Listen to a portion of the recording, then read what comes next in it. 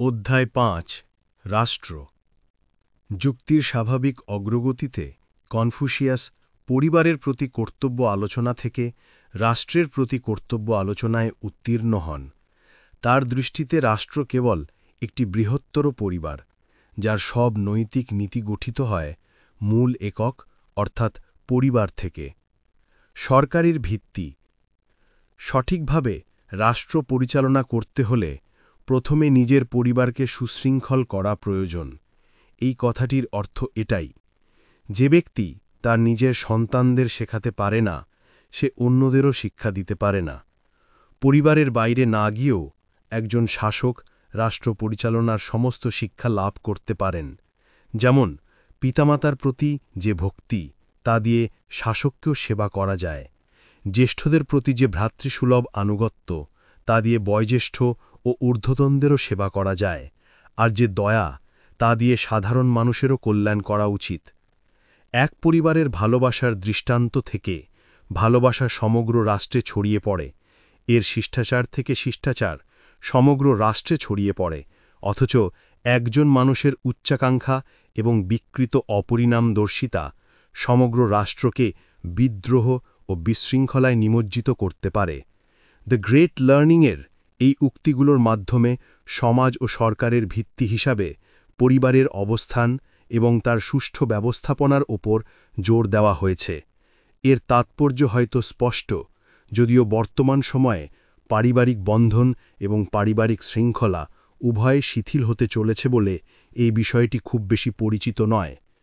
HOSEIO খিঙে এই নীতিগুলোর প্রয়োগ চতুরতার সাথে এভাবে দেখানো হয়েছে: উচ্চপদস্থ ব্যক্তি তার পিতামাতার যে ভক্তি দিয়ে সেবা করে, তা রাষ্ট্র পরিচালনায় অনুগত্য হিসাবে স্থানান্তরিত হতে পারে।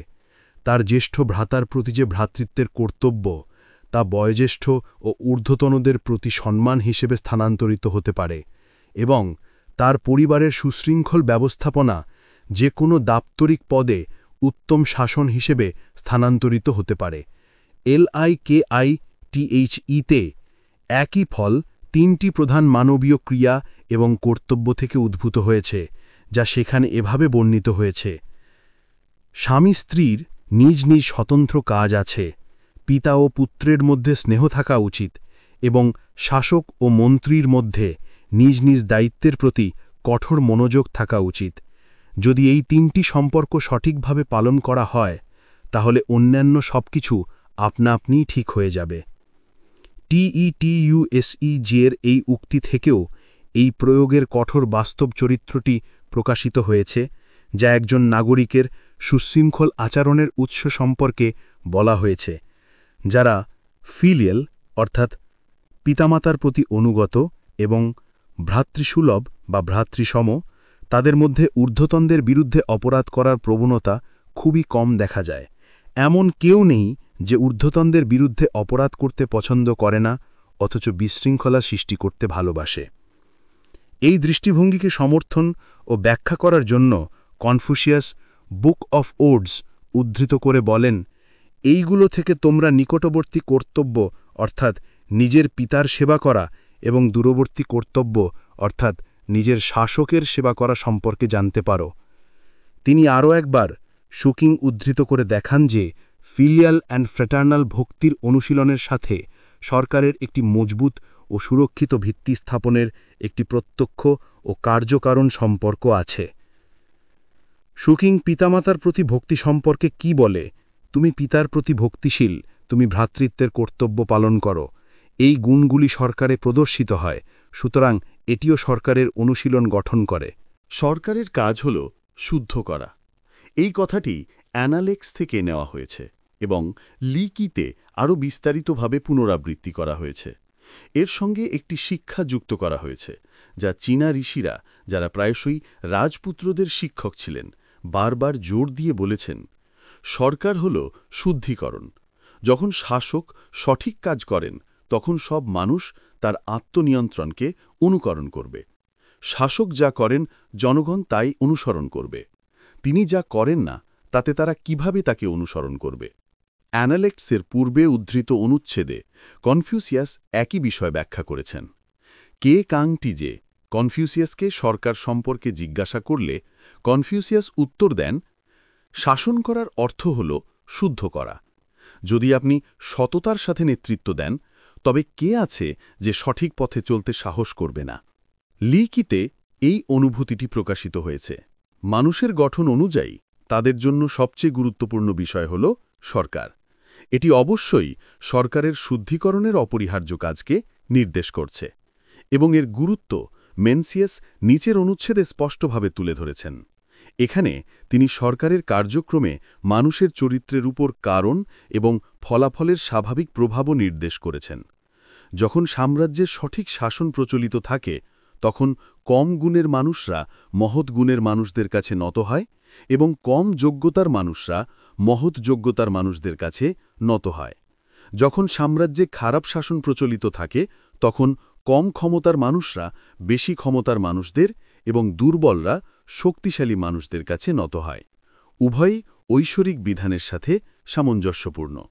এই কাজটি সম্পন্ন করার একটি পদ্ধতি, বা বরং একটি সহজ এবং সুস্পষ্ট পদ্ধতি কনফিউসিয়াস এই উক্তিতে নির্দেশ করেছেন। সৎদের নিযুক্ত করো এবং অসৎদের সরিয়ে দাও। এইভাবে অসৎদেরও সৎ করে তোলা যেতে পারে।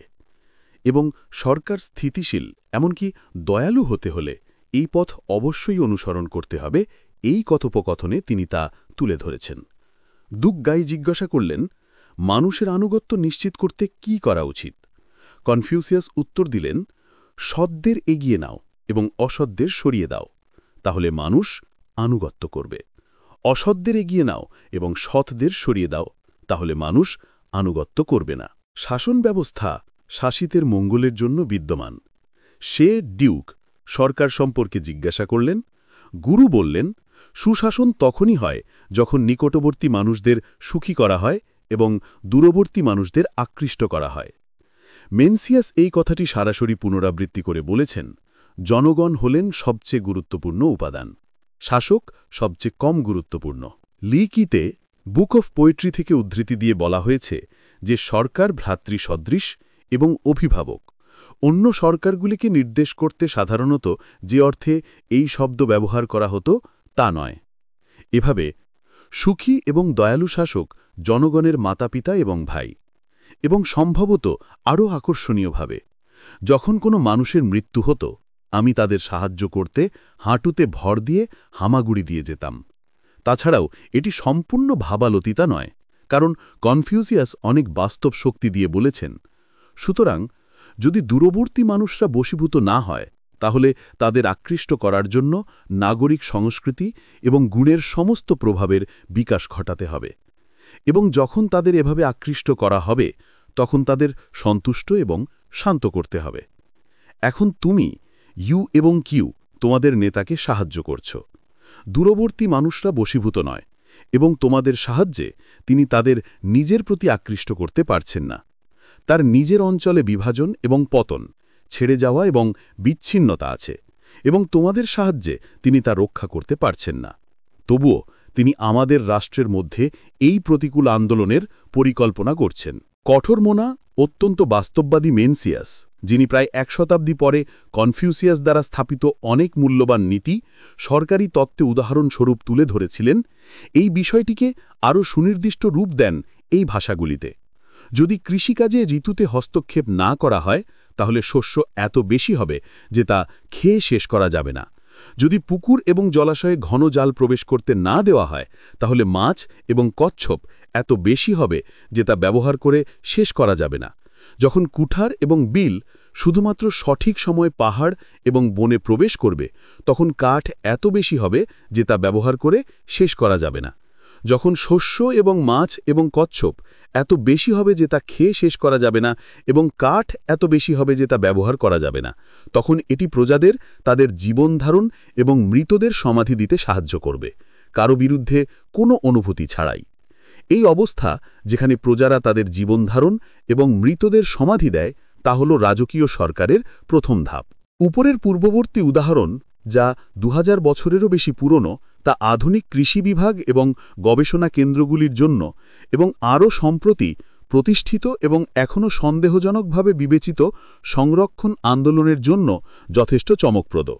কিন্তু মেনসিয়াস এর থেকেও অনেক দূরে চলে গিয়েছিলেন, যেমন যখন তিনি রাজা সুয়েনকে বলেন, সুতরাং একজন বুদ্ধিমান শাসক জনগণের জীবিকা নিয়ন্ত্রণ করবেন, যাতে তারা তাদের পিতামাতাকে পর্যাপ্ত পরিমাণে সেবা করতে পারেন এবং আরও পর্যাপ্ত পরিমাণে পান।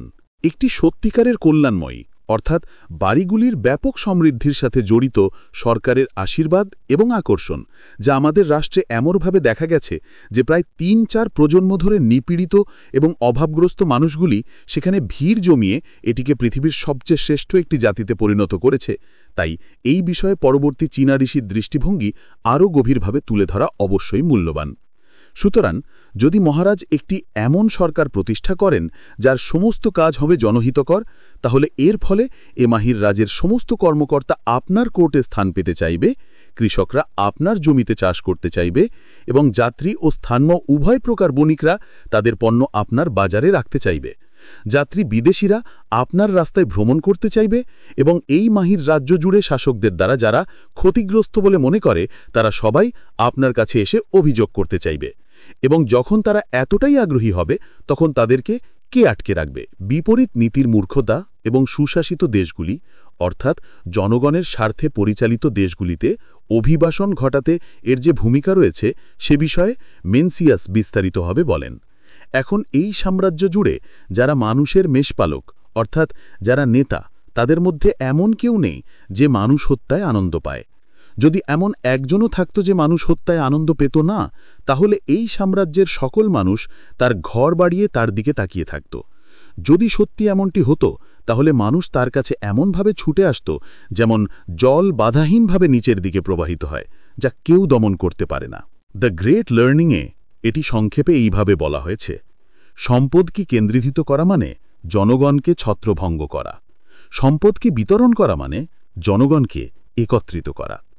এবং লি কিতে কনফিউসিয়াসের একটি উক্তি তুলে ধরা হয়েছে: প্রাচীনকালে তাদের সরকারে মানুষের প্রতি ভালোবাসাই ছিল প্রধান বিষয়। মেনসিয়াস ভালোবাসা বা মানুষের প্রতি ভালোবাসার উপর ভিত্তি করে সুশাসন সংক্রান্ত তার উন্নত এবং বিস্তারিত প্রস্তাবগুলি তৈরি করেছিলেন। এমন একটা যুগে যখন তোমার শত্রুদের ভালোবাসো বনাম তোমার শত্রুদের প্রতি ন্যায়পরণ থাকো এবং ভালোবাসা বন্ধুদের জন্য সংরক্ষিত থাকুক, এর মতো মৌলিক নীতি সম্পর্কিত আলোচনাগুলি টলস্টয়ীয় ব্যক্তিস্বাধীনতাবাদ বা সাম্যবাদের মতো প্রয়োগিত নীতির আলোচনার পথ প্রশস্ত করেছিল। তদনুযায়ী একজন শিক্ষক হিসাবে রাজপুত্রদের সম্বোধন করে মেনসিয়াস তাদের উপদেশ দিয়েছিলেন, জনহিতকর শাসন ব্যবস্থা কার্যকর করা হোক এবং জনগণ এতে এমনভাবে আনন্দিত হবে যেন তাদের পায়ের গোড়ালি থেকে ঝুলে থাকা থেকে মুক্তি দেওয়া হয়েছে। এবং অন্য স্থানে তিনি এর সঙ্গে একটি প্রলোভন এবং একটি প্রতিজ্ঞাও যোগ করেছেন: যদি আপনি আপনার সরকারে জনহিতকর কাজ প্রচলন করেন তাহলে আপনার জনগণ আপনাকে এবং সকল কর্তৃপক্ষকে ভালোবাসবে এবং তাদের জন্য প্রাণ দিতেও প্রস্তুত থাকবে।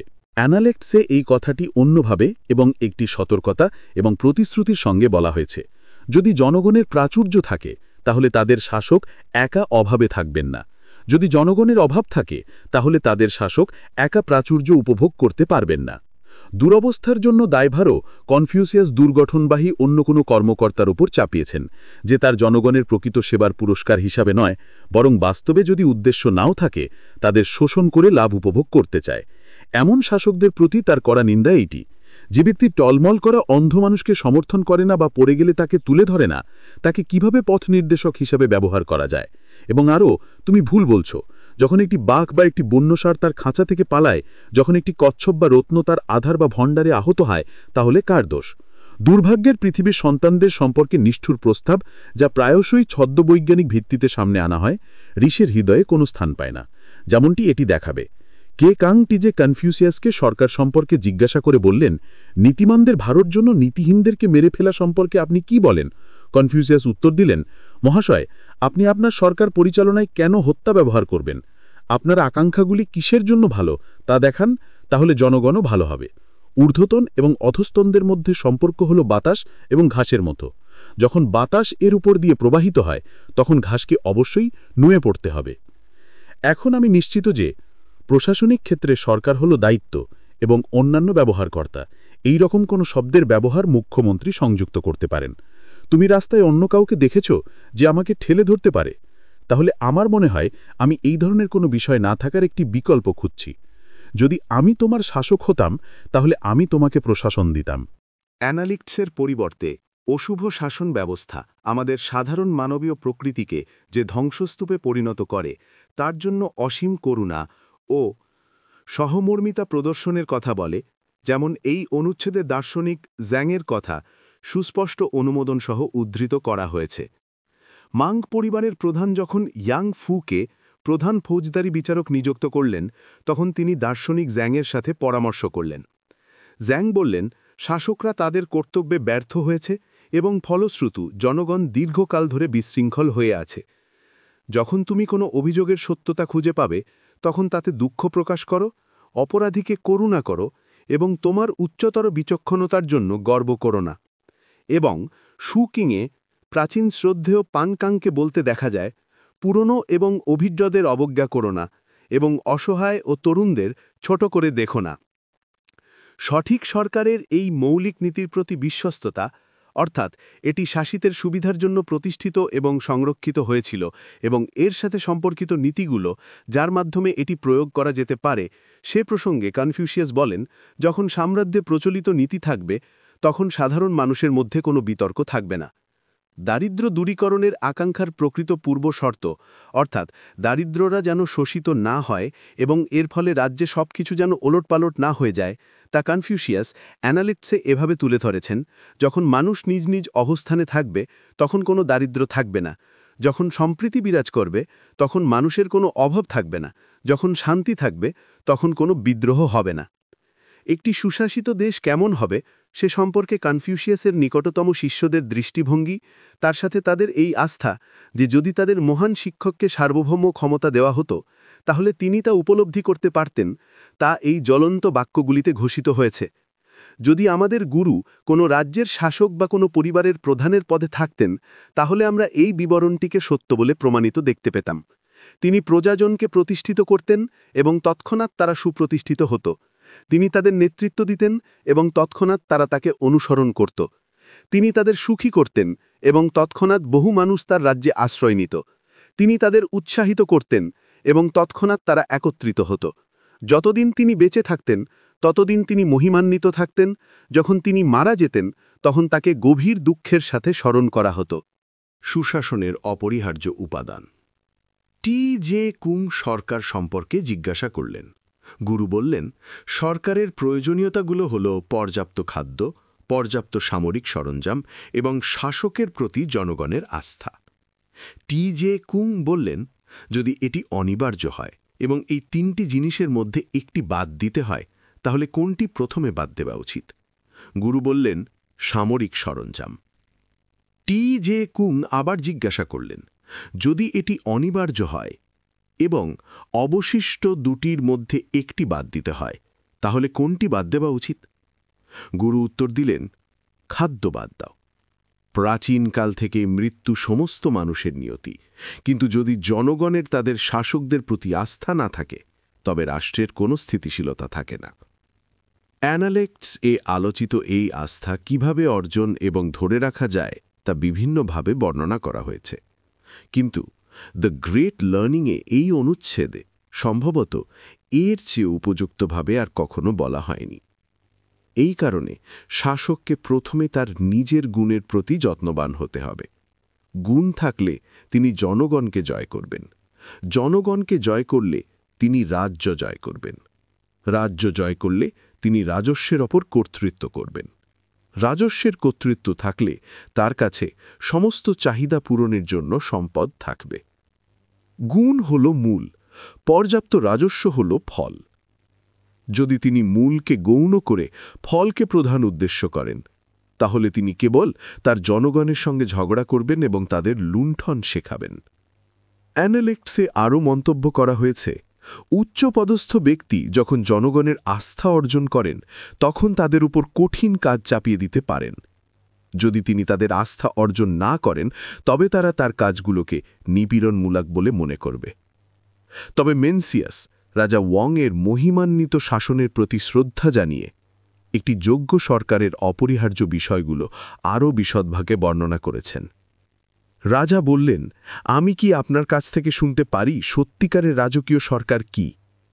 জবাবে বলা হল, পূর্বে রাজা ওয়াং এর এর সরকার ছিল নিম্নরূপ।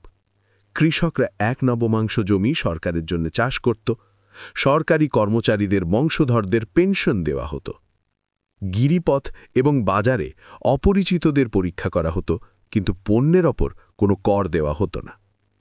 পুকুর এবং বাঁধের ব্যাপারে কোনো নিষেধাজ্ঞা ছিল না। অপরাধীদের স্ত্রী এবং সন্তানদের তাদের অপরাধের জন্য জড়িত করা হতো না। সেখানে বয়স্ক বিপদনিক, বয়স্ক বিধবা, বয়স্ক অবিবাহিত পুরুষ এবং নারী, পিতৃহীন বা এতিম শিশু ছিল। এই 4টি শ্রেণী হল জনগণের মধ্যে সবচেয়ে অভাবগ্রস্ত এবং তাদের চাহিদা বলার মতো কেউ নেই।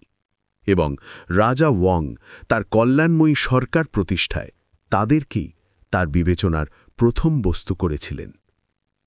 কল্যাণময়ী শাসনের সুপরিণাম এবং যখন শাসকের যোগ্য হন, তখন জনগণের আস্থা এবং স্বতঃস্ফূর্ত আনুগত্য মেনসিয়াস এভাবে তুলে ধরেন। বুক অফ হিস্ট্রি এ বলা হয়েছে যে তং ন্যায় বিচার কার্য করার কাজ শুরু করার সাথে সাথে দিয়ে শুরু করেছিলেন। সমগ্র সাম্রাজ্য তার প্রতি আস্থা ছিল। যখন তিনি পূর্বে তার কাজ চালিয়ে যাচ্ছিলেন, তখন পশ্চিমে অসভ্য প্রজাতিরা অভিযোগ করছিল। দক্ষিণে তার কাজ করার সময় উত্তরের উপজাতিরাও তাই করছিল। তাদের চিৎকার ছিল, কেন তিনি আমাদের শেষ পর্যন্ত রেখে যাচ্ছেন? জনগণ তার দিকে এমনভাবে তাকাচ্ছিল যেমন তীব্র খরা বা দুর্ভিক্ষের সময় মানুষ মেঘ এবং রংধনুর দিকে তাকায়। বাজারের লোকেরা থামছিল না, কৃষকরা তাদের কাজ থেকে মুখ ফেরাচ্ছিল না। তিনি তাদের শাসকদের শাস্তি দিয়ে জনগণের আশীর্বাদ লাভ করেছিলেন। এটি একটি সময় মতো বৃষ্টির মতো এবং জনগণ আনন্দিত ছিল। জনগণের এই অসীম আস্থা অর্জনের উপায় সম্পর্কে তিনি রাজা সুয়েন অফ সিকে যেভাবে উত্তর দিয়েছিলেন সেভাবে লিপিবদ্ধ করা হয়েছে। রাজা বললেন, সাম্রাজ্যিক আধিপত্য অর্জনের জন্য কি গুণ থাকতে হবে?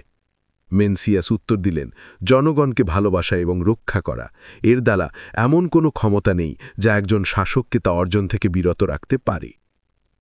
শুও ইউয়ানে ইয়েন ইউয়ান বলেন, আমি একজন জ্ঞানী রাজা বা একজন ঋষি শাসক পেতে চাই এবং তার মন্ত্রী হতে চাই। আমি চাইব যেন শহরের দেয়াল মেরামত করার কোনো কারণ না থাকে, খাত এবং খাল কোনো শত্রুর দ্বারা পার না হয় এবং তরবারি ও বর্ষা গুলিয়ে কৃষিকাজের সরঞ্জামে পরিণত হয়। আমি চাইব যেন 1000 বছর ধরে সমগ্র বিশ্বে কোথাও যুদ্ধের কোনো বিপর্যয় না থাকে। এবং কনফিউশিয়াস বলেছিলেন বলে জানা যায়, আমি ইয়েনের পুত্রের এই পরিকল্পনাটাই চাই। তবে দ্য গ্রেট মডেল কনফিউশিয়াস সমস্ত সরকারের উপযোগিতাবাদী ভিত্তি আরও স্পষ্টভাবে তুলে ধরেছেন, এই দাবি করে যে এটি মানুষের জন্য 5টি বর্ষা নিশ্চিত করতে এবং 6টি বিপর্যয় থেকে তাদের রক্ষা করার জন্য প্রতিষ্ঠিত হয়েছে। 5টি বর্ষা হল পর্যাপ্ত সম্পদ, দীর্ঘজীবন, স্বাস্থ্য, গুণী চরিত্র এবং একটি মনোরম প্রাকৃতিক বাহ্যরূপ। 6টি বিপর্যয় হল অকাল মৃত্যু, অসুস্থতা, দুর্দশা, দারিদ্র্য, একটি বিকর্ষণীয় রূপ এবং দুর্বলতা। নিঃসন্দেহে এই বিষয়গুলো নাগরিক সরকার দ্বারা অর্জনের লক্ষ্য হিসেবে আধুনিক যুগের সবচেয়ে আলোকিত জাতিরাও যা লক্ষ্য করে, আশা করে এবং অর্জনের জন্য সংগ্রাম করে। হিস্ট্রি অফ হান অধ্যায় 91 প্যান কু একটি বিবরণ দিয়েছেন যা আমাদের বর্তমান সময়ের জন্য অদ্ভুতভাবে প্রযোজ্য। এটি কিছু মানুষের সমৃদ্ধি এবং অনেক মানুষের দারিদ্র্যের জন্য সরকারের বিকৃতির পরিণাম নিয়ে লেখা। বিলাস এবং অপচয়ের প্রভাবে ছাত্র এবং সাধারণ মানুষ সকলেই নিয়মকানুন উপেক্ষা করে এবং প্রাথমিক পেশাকে অবহেলা করল। কৃষকের সংখ্যা হ্রাস পেল এবং বণিকের সংখ্যা বৃদ্ধি পেল। শস্য অপর্যাপ্ত ছিল, কিন্তু বিলাসদ্রব্য প্রচুর ছিল। চিয়ের ডিউক হুয়াং এবং জিনের ডিউক ওয়াংয়ের যুগের পরেই নৈতিক চরিত্র মারাত্মকভাবে কলুষিত হল এবং সামাজিক শৃঙ্খলা বিভ্রান্ত হয়ে পড়ল। প্রত্যেকটি রাজ্যে ভিন্ন রাজনৈতিক ব্যবস্থা ছিল এবং প্রত্যেকটি পরিবারে ভিন্ন রীতিনীতি ছিল। শারীরিক আকাঙ্ক্ষাগুলো ছিল অনিয়ন্ত্রিত এবং অতিরিক্ত ভোগ এবং সামাজিক জবরদখলের কোনো শেষ ছিল না। সুতরাং বণিকেরা এমন পণ্য পরিবহন করত যা সহজে পাওয়া যেত না, কারিগররা এমন জিনিস তৈরি করত যার কোনো ব্যবহারিক উপযোগ ছিল না, এবং ছাত্ররা এমন পথ অনুসরণ করত যা প্রথাগত নীতির বিরোধী ছিল। তারা সকলেই টাকা উপার্জনের জন্য সাময়িক ফ্যাশনের পেছনে ছুটত। কপট মানুষরা খ্যাতি অর্জনের জন্য সত্য থেকে মুখ ফিরিয়ে নিত এবং দোষী ব্যক্তিরা লাভ নিশ্চিত করার জন্য ঝুঁকি নিত। যারা জবরদখল বা রাজত্ব করে রাজ্য দখল করত তারা রাজা বা ডিউক হয়ে যেত, আর যারা ডাকাতি করে ধনী পরিবার স্থাপন করত তারা বীর হয়ে যেত। নৈতিকতা ভদ্রলোকদের নিয়ন্ত্রণ করতে পারত না, আর শাস্তি সাধারণ মানুষকে ভীত করত না। ধনীদের মধ্যে কাঠ ও মাটির ওপরও সূচিকর্ম ছিল এবং কুকুর ও ঘোড়ার জন্য প্রচুর মাংস ও গণ্য ছিল। কিন্তু দরিদ্রের মধ্যে এমনকি মোটা টাপড়ও সম্পূর্ণ করা হতো না। শিম ছিল তাদের খাদ্য, আর জল ছিল তাদের পানীয়। যদিও তারা সকলেই একই সাধারণ জনগণের স্তরে ছিল, ধনীরা সম্পদের ক্ষমতায় নিজেদের রাজার পর্যায়ে উন্নীত করত, আর অন্যরা, যদিও তাদের প্রকৃত অবস্থা ছিল দাসত্ব এবং কারাবাস, তাদের মুখে কোনো রাগের চিহ্ন ছিল না। সুতরাং যারা প্রতারক এবং অপরাধী ছিল তারা বিশ্বে আরামদায়ক এবং গর্বিত জীবনযাপন করত, কিন্তু যারা নীতি ধারণ করত এবং যুক্তিকে অনুসরণ করত তারা ক্ষুধা এবং শীত থেকে রক্ষা পেত না। এই প্রভাব সরকারের পক্ষ থেকে এসেছিল, কারণ অর্থনৈতিক জীবনকে নিয়ন্ত্রণ করার কোনো নিয়ম ছিল না। লি কিতে কনফিউশাস এর কারণ উন্মোচন করে বলেছেন, ছোট মানুষ যখন গরিব হয় তখন তার অভাবগ্রস্ত পরিস্থিতির চাপ অনুভব করে, এবং যখন ধনী হয় তখন অহংকারী হয়ে যাওয়ার প্রবণতা থাকে। সেই পরিস্থিতির চাপে সে চুরি করতে যেতে পারে, এবং যখন অহংকারী হয় তখন বিশৃঙ্খলার কাজে নিযুক্ত হতে পারে।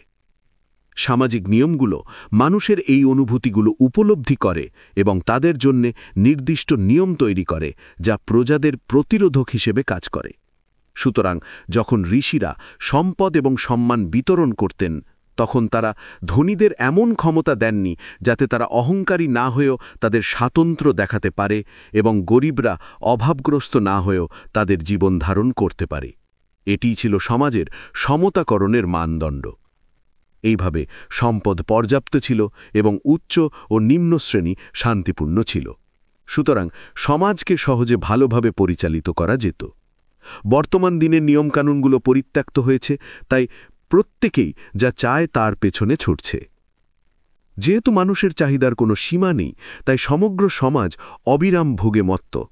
উচ্চ শ্রেণীর মহান ব্যক্তিরা তাদের প্রচুর সম্পদ থাকা সত্ত্বেও তাদের সম্পদের অপর্যাপ্ততা নিয়ে শোক করেন, যখন নিম্ন শ্রেণীর ছোট মানুষরা হতাশায় ভেঙে পড়ে।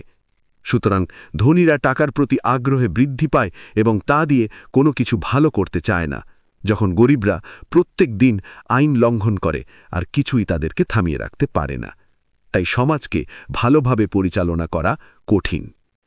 জনগণের ভরণ পোষণ। যখন একটি দেশ সুশাসিত হয় তখন দারিদ্র্য এবং হীন অবস্থা লজ্জার বিষয়। যখন একটি দেশ খারাপভাবে শাসিত হয় তখন সম্পদ এবং সম্মান লজ্জার বিষয়। অ্যানালেক্টসের এই অনুচ্ছেদটির অর্থ হল, সরকারের সবচেয়ে গুরুত্বপূর্ণ কাজ হল মানব শ্রমের উৎপাদিত পণ্যের ন্যায়সঙ্গত বণ্টন নিশ্চিত করা, যাতে কোনো যোগ্য ব্যক্তি অভাবের শিকার না হয়। এটিও স্পষ্ট যে যদি ন্যায়সঙ্গত অবস্থার কারণে নিছক সম্পদ অর্জনই যোগ্যতার প্রকৃত পরীক্ষা হতো, তবে মানুষের শুদ্ধিকরণের দিকে সবচেয়ে গুরুত্বপূর্ণ পদক্ষেপ নেওয়া হয়ে যেত। কারণ যদি কেবল পুণ্যই প্রাচুর্যের একমাত্র পথ হতো তবে অনেকেই সেই পথে হাঁটত।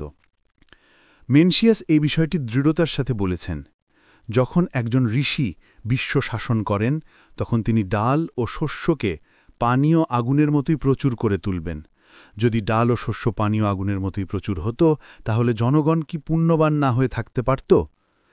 এই বিষয়ে সরকারের প্রথম কাজ অবশ্যই শিক্ষা, এবং এটি দেখতে আকর্ষণীয় যে আধুনিক সরকারের সবচেয়ে উদ্ভাবনী আবিষ্কার একটা কৃষি বিভাগ এবং তার কেন্দ্রগুলো মেনসিয়াস কর্তৃক এভাবেই পূর্বে ধারণা করা হয়েছিল। 5 মাও জনির বসতবাড়ির চারপাশে তুঁত গাছ লাগানো হোক এবং 50 বছর বয়সের লোকেরা রেশম বস্ত্র পরতে পারবে। মুরগি, ফুর, কুকুর ও শুয়োরের প্রজনন সময়কে অবহেলা করা না হলে 70 বছর বয়সের লোকেরা মাংস খেতে পারবে। এবং আরও সাম্প্রতিক উদ্ভাবন সংরক্ষণ লি কিতে অনুসারে ধারণা করা হয়েছিল এই কথাগুলিতে, যেখানে বিশাল এবং উন্মুক্ত দেশ অবহেলিত ও অনাবাদী থাকে, তা কর্তৃপক্ষের জন্য খারাপ ইঙ্গিত।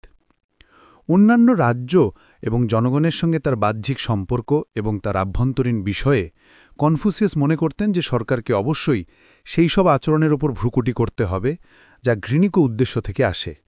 এটি সংক্ষেপে এবং স্পষ্টভাবে এই উক্তিতে বলা হয়েছে, একটি রাষ্ট্রে লাভকে সমৃদ্ধি বলে গণ্য করা উচিত নয়, বরং এর সমৃদ্ধি ন্যায়পরায়ণতার মধ্যে পাওয়া যাবে। মেনসিয়াস এই লেখার একটি তাৎপর্যের একটি দিকের উপর জোর দিয়েছিলেন, একজন রাজাকে উত্তর দেওয়ার সময় যিনি অন্যের ক্ষতির বিনিময়ে তার রাজ্যের জন্য লাভ খুঁজছিলেন। যদি মহারাজ্য আপনি বলেন আমার রাজ্যের জন্য কি করা উচিত, তাহলে বড় কর্মকর্তারা বলবেন আমাদের পরিবারের জন্য কি করা উচিত, এবং নিম্ন পদস্থ কর্মকর্তা এবং সাধারণ মানুষ বলবেন আমাদের লাভের জন্য কি করা উচিত। তখন ঊর্ধ্বতন এবং অধস্থন একে অপরের কাছ থেকে এই লাভ ছিনিয়ে নেওয়ার চেষ্টা করবে এবং রাজ্য বিপন্ন হবে। লি কি এমন এক নৈতিক অবক্ষয়ের ছবি তুলে ধরে যখন সরকার শক্তিশালী এবং বিবেকহীনদের নিয়ন্ত্রণ করে না। শক্তিশালীরা দুর্বলদের উপর চাপ সৃষ্টি করে, অনেকে অল্পসংখ্যক মানুষের প্রতি নিষ্ঠুর হয়, জ্ঞানী ব্যক্তিরা নির্বোধের ওপর নিজেদের প্রভাব খাটিয়ে ঠকায়, দুঃসাহসীরা ভীরুদের জীবন দুর্বিষহ করে তোলে, অসুস্থদের সেবা করা হয় না, বৃদ্ধ এবং তরুণ, এতিম এবং নিঃসঙ্গেরা অবহেলিত থাকে। এর ফলাফলস্বরূপ এই ধরনের বিশাল বিশৃঙ্খলা হয়। মেনসিয়াস লিয়াংয়ের রাজা হুইয়ের সাথে নিম্নলিখিত কথোপকথনে একটি অত্যন্ত প্রাসঙ্গিক প্রশ্ন করেন, যার উত্তর অবাধ বাণিজ্য নীতির সমর্থকদেরও হতবাক করে দিতে পারে। মানুষকে লাঠি দিয়ে মারা এবং তরবারি দিয়ে মারার মধ্যে কি কোনো পার্থক্য আছে? রাজা বললেন, কোনো পার্থক্য নেই। এটি তরবারি দিয়ে করা এবং সরকার দিয়ে করার মধ্যে কি কোনো পার্থক্য আছে? উত্তর হলো কোনো পার্থক্য নেই। আপনার রান্নাঘরে চর্বিযুক্ত মাংস আছে, আপনার রাস্তা বলে মোটাসোটা ঘোড়া আছে, আপনার প্রজাদের মুখে খিদের চাপ এবং বনে বনে যারা দুর্ভিক্ষে মারা গেছে তাদের দেহ পড়ে আছে। এটি পশুকে দিয়ে মানুষকে ভক্ষণ করানোর শামিল। তবে মেনসিয়াস যখন প্রজাদের সম্পদ লুণ্ঠনকারীদের জন্য অযাচিত বিশেষ কঠিন বিশেষণের প্রয়োগকে বা তাদের ব্যবহার যতই নিন্দনীয় হোক না কেন মিথ্যা উপমাদি অসংজাতভাবে নিন্দা করার অনুমোদন দেননি। ওয়াং চ্যাং বললেন, বর্তমান যুগের প্রতিটি রাজা তার প্রজাদের কাছ থেকে ঠিক সেভাবে নেন যেভাবে একটি ডাকাত তার শিকারকে লুণ্ঠন করে।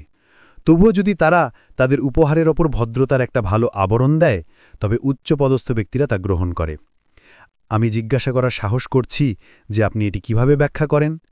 মেনসিয়াস উত্তর দিলেন, আপনি কি মনে করেন যদি একজন প্রকৃত সাম্রাজ্যকী শাসক আবির্ভূত হন, তবে তিনি বর্তমান যুগের প্রতিটি রাজাকে একত্রিত করে মৃত্যুদণ্ড দেবেন, নাকি তিনি তাদের সতর্ক করবেন এবং তাদের পথ পরিবর্তন না করলে মৃত্যুদণ্ড দেবেন? প্রকৃতপক্ষে যে ব্যক্তি তার ন্যায্য অধিকার নয় এমন কিছু গ্রহণ করে, তাকে ডাকাত বলা সাদৃশ্যের চরম বিন্দুতে পৌঁছানো এবং ন্যায়পরায়ণতার সবচেয়ে সূক্ষ্ম ধারণার উপর জোর দেওয়া। আদর্শ রাষ্ট্রের যে ইউটোপিয়ার ধারণা, যেখানে প্রত্যেকের আকাঙ্ক্ষা যতই বিস্তৃত হোক না কেন তৃপ্ত হবে, তা কনফুসিয়াস এবং তার অনুসারীদের ধারণার সম্পূর্ণ বিরোধী। Many drops of the spring and অটামেও বলা হয়েছে, চাহিদার বস্তুগুলা অসীম, সরবরাহ কখনোই পর্যাপ্ত নয়, তাই বঞ্চিত হওয়ার তীব্র অনুভূতি আছে, কিন্তু সাম্প্রদায়িক ভৌতিক ও নৈতিক কল্যাণের জন্য ন্যায় ও ন্যায্য বণ্টন অপরিহার্য। এবং দ্য স্প্রিং অ্যান্ড অটামের উপর কুং ইয়াংয়ের ভাষ্যে হো হোশিউকে ধনীদের প্রতিযোগিতা এবং পরিদের মারাত্মক ধ্বংস সম্পর্কে বলতে দেখা যায়, যা আধুনিক যুগের ট্রাস্ট এবং একচেটিয়া প্রতিষ্ঠানের জন্য অত্যন্ত প্রাসঙ্গিক। যখন ধনীরা গরিবদের সাথে প্রতিযোগিতা করে, এমনকি যদি আইন কাও ইয়াও দ্বারাও তৈরি করা হয়, তবে শক্তিশালীকে দুর্বলদের ওপর চাপ দেওয়া থেকে কিছুই প্রতিরোধ করতে পারে না। কনফুসিয়াস হতাশার দিকে জনগণকে ঠেলে দেওয়ার পরিণাম সম্পর্কে সতর্ক করেছেন। যে ব্যক্তি দুঃসাহসিকতায় আগ্রহী এবং তার দারিদ্র্যে অসন্তুষ্ট, সে অবাধ্যতার দিকে অগ্রসর হবে। মেনসিয়াস প্রজাদের নিশ্চিত ভরণপোষণ, স্বাচ্ছন্দ্য, এমনকি আনন্দ এবং বিনোদনের জন্য শাসকের কর্তব্যের প্রতি অনেক মনোযোগ দিয়েছেন। প্রাচীন রোমের মতোই দুর্বলিত পশুভিক অবমানিত ভিক্ষাজীবীমূলক দান নয়, বরং শক্তি, প্রতারণা এবং ভাগ্য থেকে সুরক্ষা, যা শ্রমের উৎপাদিত পণ্যের ন্যায়সঙ্গত বণ্টনের অন্যতম ত্রয়ীশত্রু। তার কয়েকটি কথা সবচেয়ে উপযুক্ত নিচে দেওয়া হল। যদি মহারাজ্য আপনি সম্পদ ভালোবাসেন, তাহলে জনগণকেও একই অনুভূতি উপভোগ করতে দিন এবং আপনার সাম্রাজ্যিক আধিপত্য অর্জনে কি অসুবিধা থাকবে? যদি মহারাজ্য আপনি এখন আনন্দকে আপনার এবং জনগণের জন্য একটা সাধারণ বিষয়ে পরিণত করেন, তাহলে সাম্রাজ্যিক আধিপত্য আপনার জন্য অপেক্ষা করছে। প্রাচীনরা তাদের নিজেদের পাশাপাশি জনগণকে আনন্দ উপভোগ করতে দিতেন এবং তাই তারা এটি উপভোগ করতে পারতেন। যখন একজন শাসক তার প্রজার আনন্দে আনন্দিত হন, তখন তারাও তার আনন্দে আনন্দিত হয়। যখন তিনি প্রজাদের দুঃখে শোক করেন, তখন তারাও তার দুঃখে শোক করে। একটা সাধারণ আনন্দের অনুভূতি সমগ্র সাম্রাজ্যকে ব্যাপ্ত করবে, একইভাবে একটা সাধারণ দুঃখের অনুভূতিও। এমন পরিস্থিতিতে এটি হতে পারে না যে শাসক সাম্রাজ্যিক মর্যাদা অর্জন করবেন না। কনফুসিয়াসের এই শ্রদ্ধাশীল অনুসারী চিত্রের বিপরীত দিকটি এভাবেই উপস্থাপন করেন। তাদের এই ধরনের অনুভূতি, অর্থাৎ অসন্তুষ্ট এবং অবিশ্বস্ত থাকার অন্য কোনো কারণ নেই যে আপনি জনগণকে আপনার মতো আনন্দ উপভোগ করার অনুমতি দেন না। এছাড়াও সরকারি ছুটির দিনগুলো প্রতিষ্ঠা করার কথা বলা হয়েছে, যেখানে সকল শ্রেণীর মানুষ সরকারি কর্মকর্তাদের তত্ত্বাবধানে অংশ নেয়। এই দিনগুলোতে ডিস্ট্রিক্ট ড্রিঙ্কিংয়ের রীতি ছিল, অর্থাৎ অনুষ্ঠানের উদযাপন এবং সৌহার্দ্যের অংশ হিসেবে উদারভাবে অ্যালকোহল পান করার প্রথা। ওয়াইন, চোলাই এবং পাতন করা মদ্য প্রাচীন চীনাদের কাছে পরিচিত ছিল বলে মনে হয়, এবং কনফুসিয়াস এমন উৎসবগুলোর পক্ষপাতী ছিলেন যেখানে সঠিক আনুষ্ঠানিক বিধিনিষেধের অধীনে হাসি ঠাট্টা এবং আমোদ প্রমোদকে পূর্ণ স্বাধীনতা দেওয়া হতো। পান করার পদ্ধতি কঠোরভাবে নিয়ন্ত্রিত ছিল, তবে পরিমাণ নয়। উচ্চ মূল্য এবং ব্যয়বহুল জীবনযাত্রার এই দিনগুলোর সাথে তীক্ষ্ণ বৈপরীত্যে বিলাসিতার বৃদ্ধি, বিবাহের হারের হ্রাস এবং জন্মহারের আরও বেশি পতনের সাথে মেনশিয়াস এমন একটি দৃষ্টিভঙ্গি উপস্থাপন করেন যা সুশাসনের মাধ্যমে নাগরিকদের জন্য এবং তাদের মাধ্যমে মানবজাতির জন্য সরবরাহ করা উচিত। সেই সময় বাড়ির নির্জনতায় কোনো বিষণ্ণ নারী ছিল না এবং এর বাইরে কোনো অবিবাহিত পুরুষও ছিল না, এবং এখানে তিনি খারাপ শাসনের পরিণতি নিশ্চিত করেন, এমন পরিণতি যা এখনকার বৃহৎ নাতিগুলো যেগুলোর জন্য বিলাপ করছে তার সাথে এতই ভয়ঙ্করভাবে সাদৃশ্যপূর্ণ যে এটি এই বিস্ময়ে জাগায় যে একই ধরনের কারণগুলো কি সবসময় কাজ করে যখন এই ধরনের ফলাফল আবার পাওয়া যায়। দুর্যোগ এবং দুর্ভিক্ষের বছরগুলোতে দুর্বল এবং বৃদ্ধরা খাল এবং জলপথের পাশে পড়ে থাকত এবং সক্ষম শরীরীরা চারদিকে ছড়িয়ে পড়ত, যাদের সংখ্যা ছিল অগণিত। এই ধরনের অবক্ষয় সৃষ্টিকারী পরিস্থিতি আনতে আধুনিক ও সভ্য জাতিগুলোর শারীরিক বিপর্যয় বা দুর্ভিক্ষেরও প্রয়োজন হয়নি। কনফুসিয়াসের এই যোগ্য শিষ্য অবশ্য হতাশ ও অভাবগ্রস্ত মানুষের চরম নৈতিক অবক্ষয়ের কারণ সম্পর্কে আরও স্পষ্ট অন্তর্দৃষ্টি রাখেন। দরিদ্রের ধ্বংস হল তার দারিদ্র্য, এই কথার উপর কি এক উপদেশই বলা হয়েছে এই দুটি বাক্যে। এমন পরিস্থিতিতে তারা কেবল নিজেদেরকে মৃত্যু থেকে বাঁচানোর চেষ্টা করে এবং ভয় পায় যে তারা সফল হবে না। এমন মানুষের শিষ্টাচার এবং ধার্মিকতা চর্চার কি সুযোগ থাকে, কিংবা একজন মানুষ এবং কর্মী হিসেবে দক্ষতা অর্জনের কি সুযোগ বা অনুপ্রেরণা থাকে?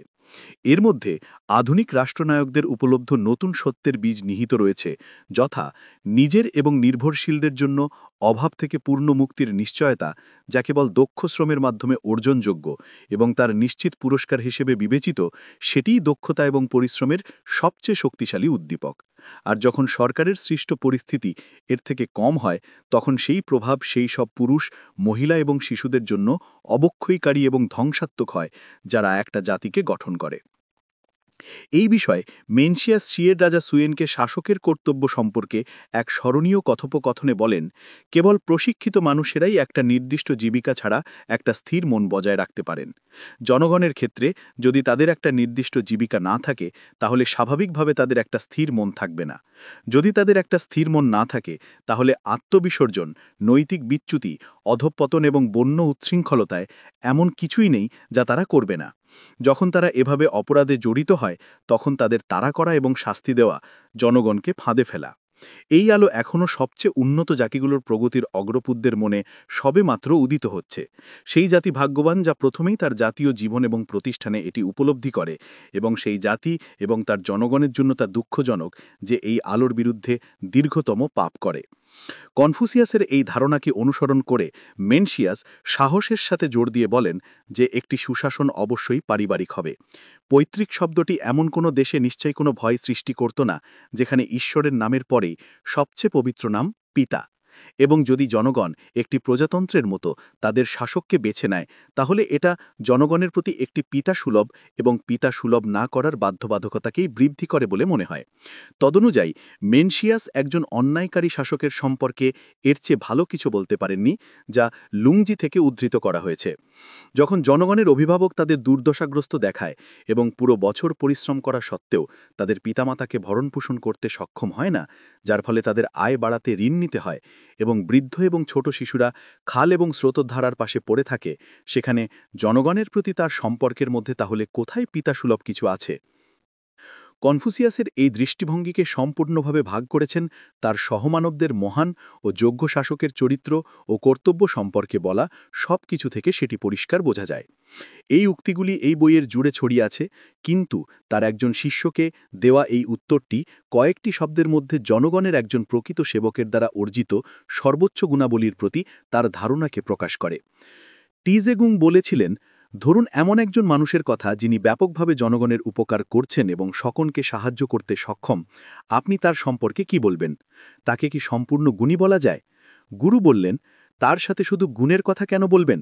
তার কি ঋষির গুণাবলী থাকা উচিত নয়?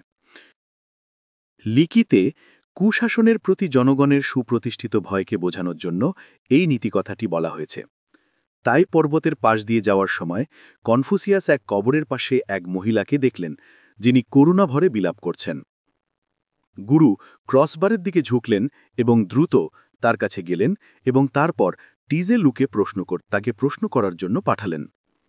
তিনি বললেন, আপনার বিলাপ সম্পূর্ণভাবে এমন একজনের মতো যিনি দুঃখের পর দুঃখ ভোগ করেছেন। মহিলাটি উত্তর দিলেন, এটা ঠিক। পূর্বে আমার স্বামীর পিতাকে এখানে একটা বাঘ মেরে ফেলেছিল। আমার স্বামীকেও একটা বাঘ মেরেছে এবং এখন আমার ছেলেও একইভাবে মারা গেছে। গুরু বললেন, আপনি কেন এই স্থানটি ছেড়ে যাচ্ছেন না? উত্তর ছিল, এখানে কোনো নিপীড়নশীল কর্মঠস্বরে সরকার নেই। তখন গুরু তার শিষ্যদের বললেন, এটা মনে রেখো, নিপীড়নশীল কর্মঠস্বরের সরকার বাঘের চেয়েও ভয়ঙ্কর। রাজনৈতিক অর্থনীতিতে মধ্যপন্থা। এই উক্তিটি প্রচলিত, কেউ মন দিয়ে শ্রম করে এবং কেউ পেশি দিয়ে। যারা মন দিয়ে শ্রম করে তারা অন্যদের শাসন করে, যারা পেশি দিয়ে শ্রম করে তারা অন্যদের দ্বারা শাসিত হয়।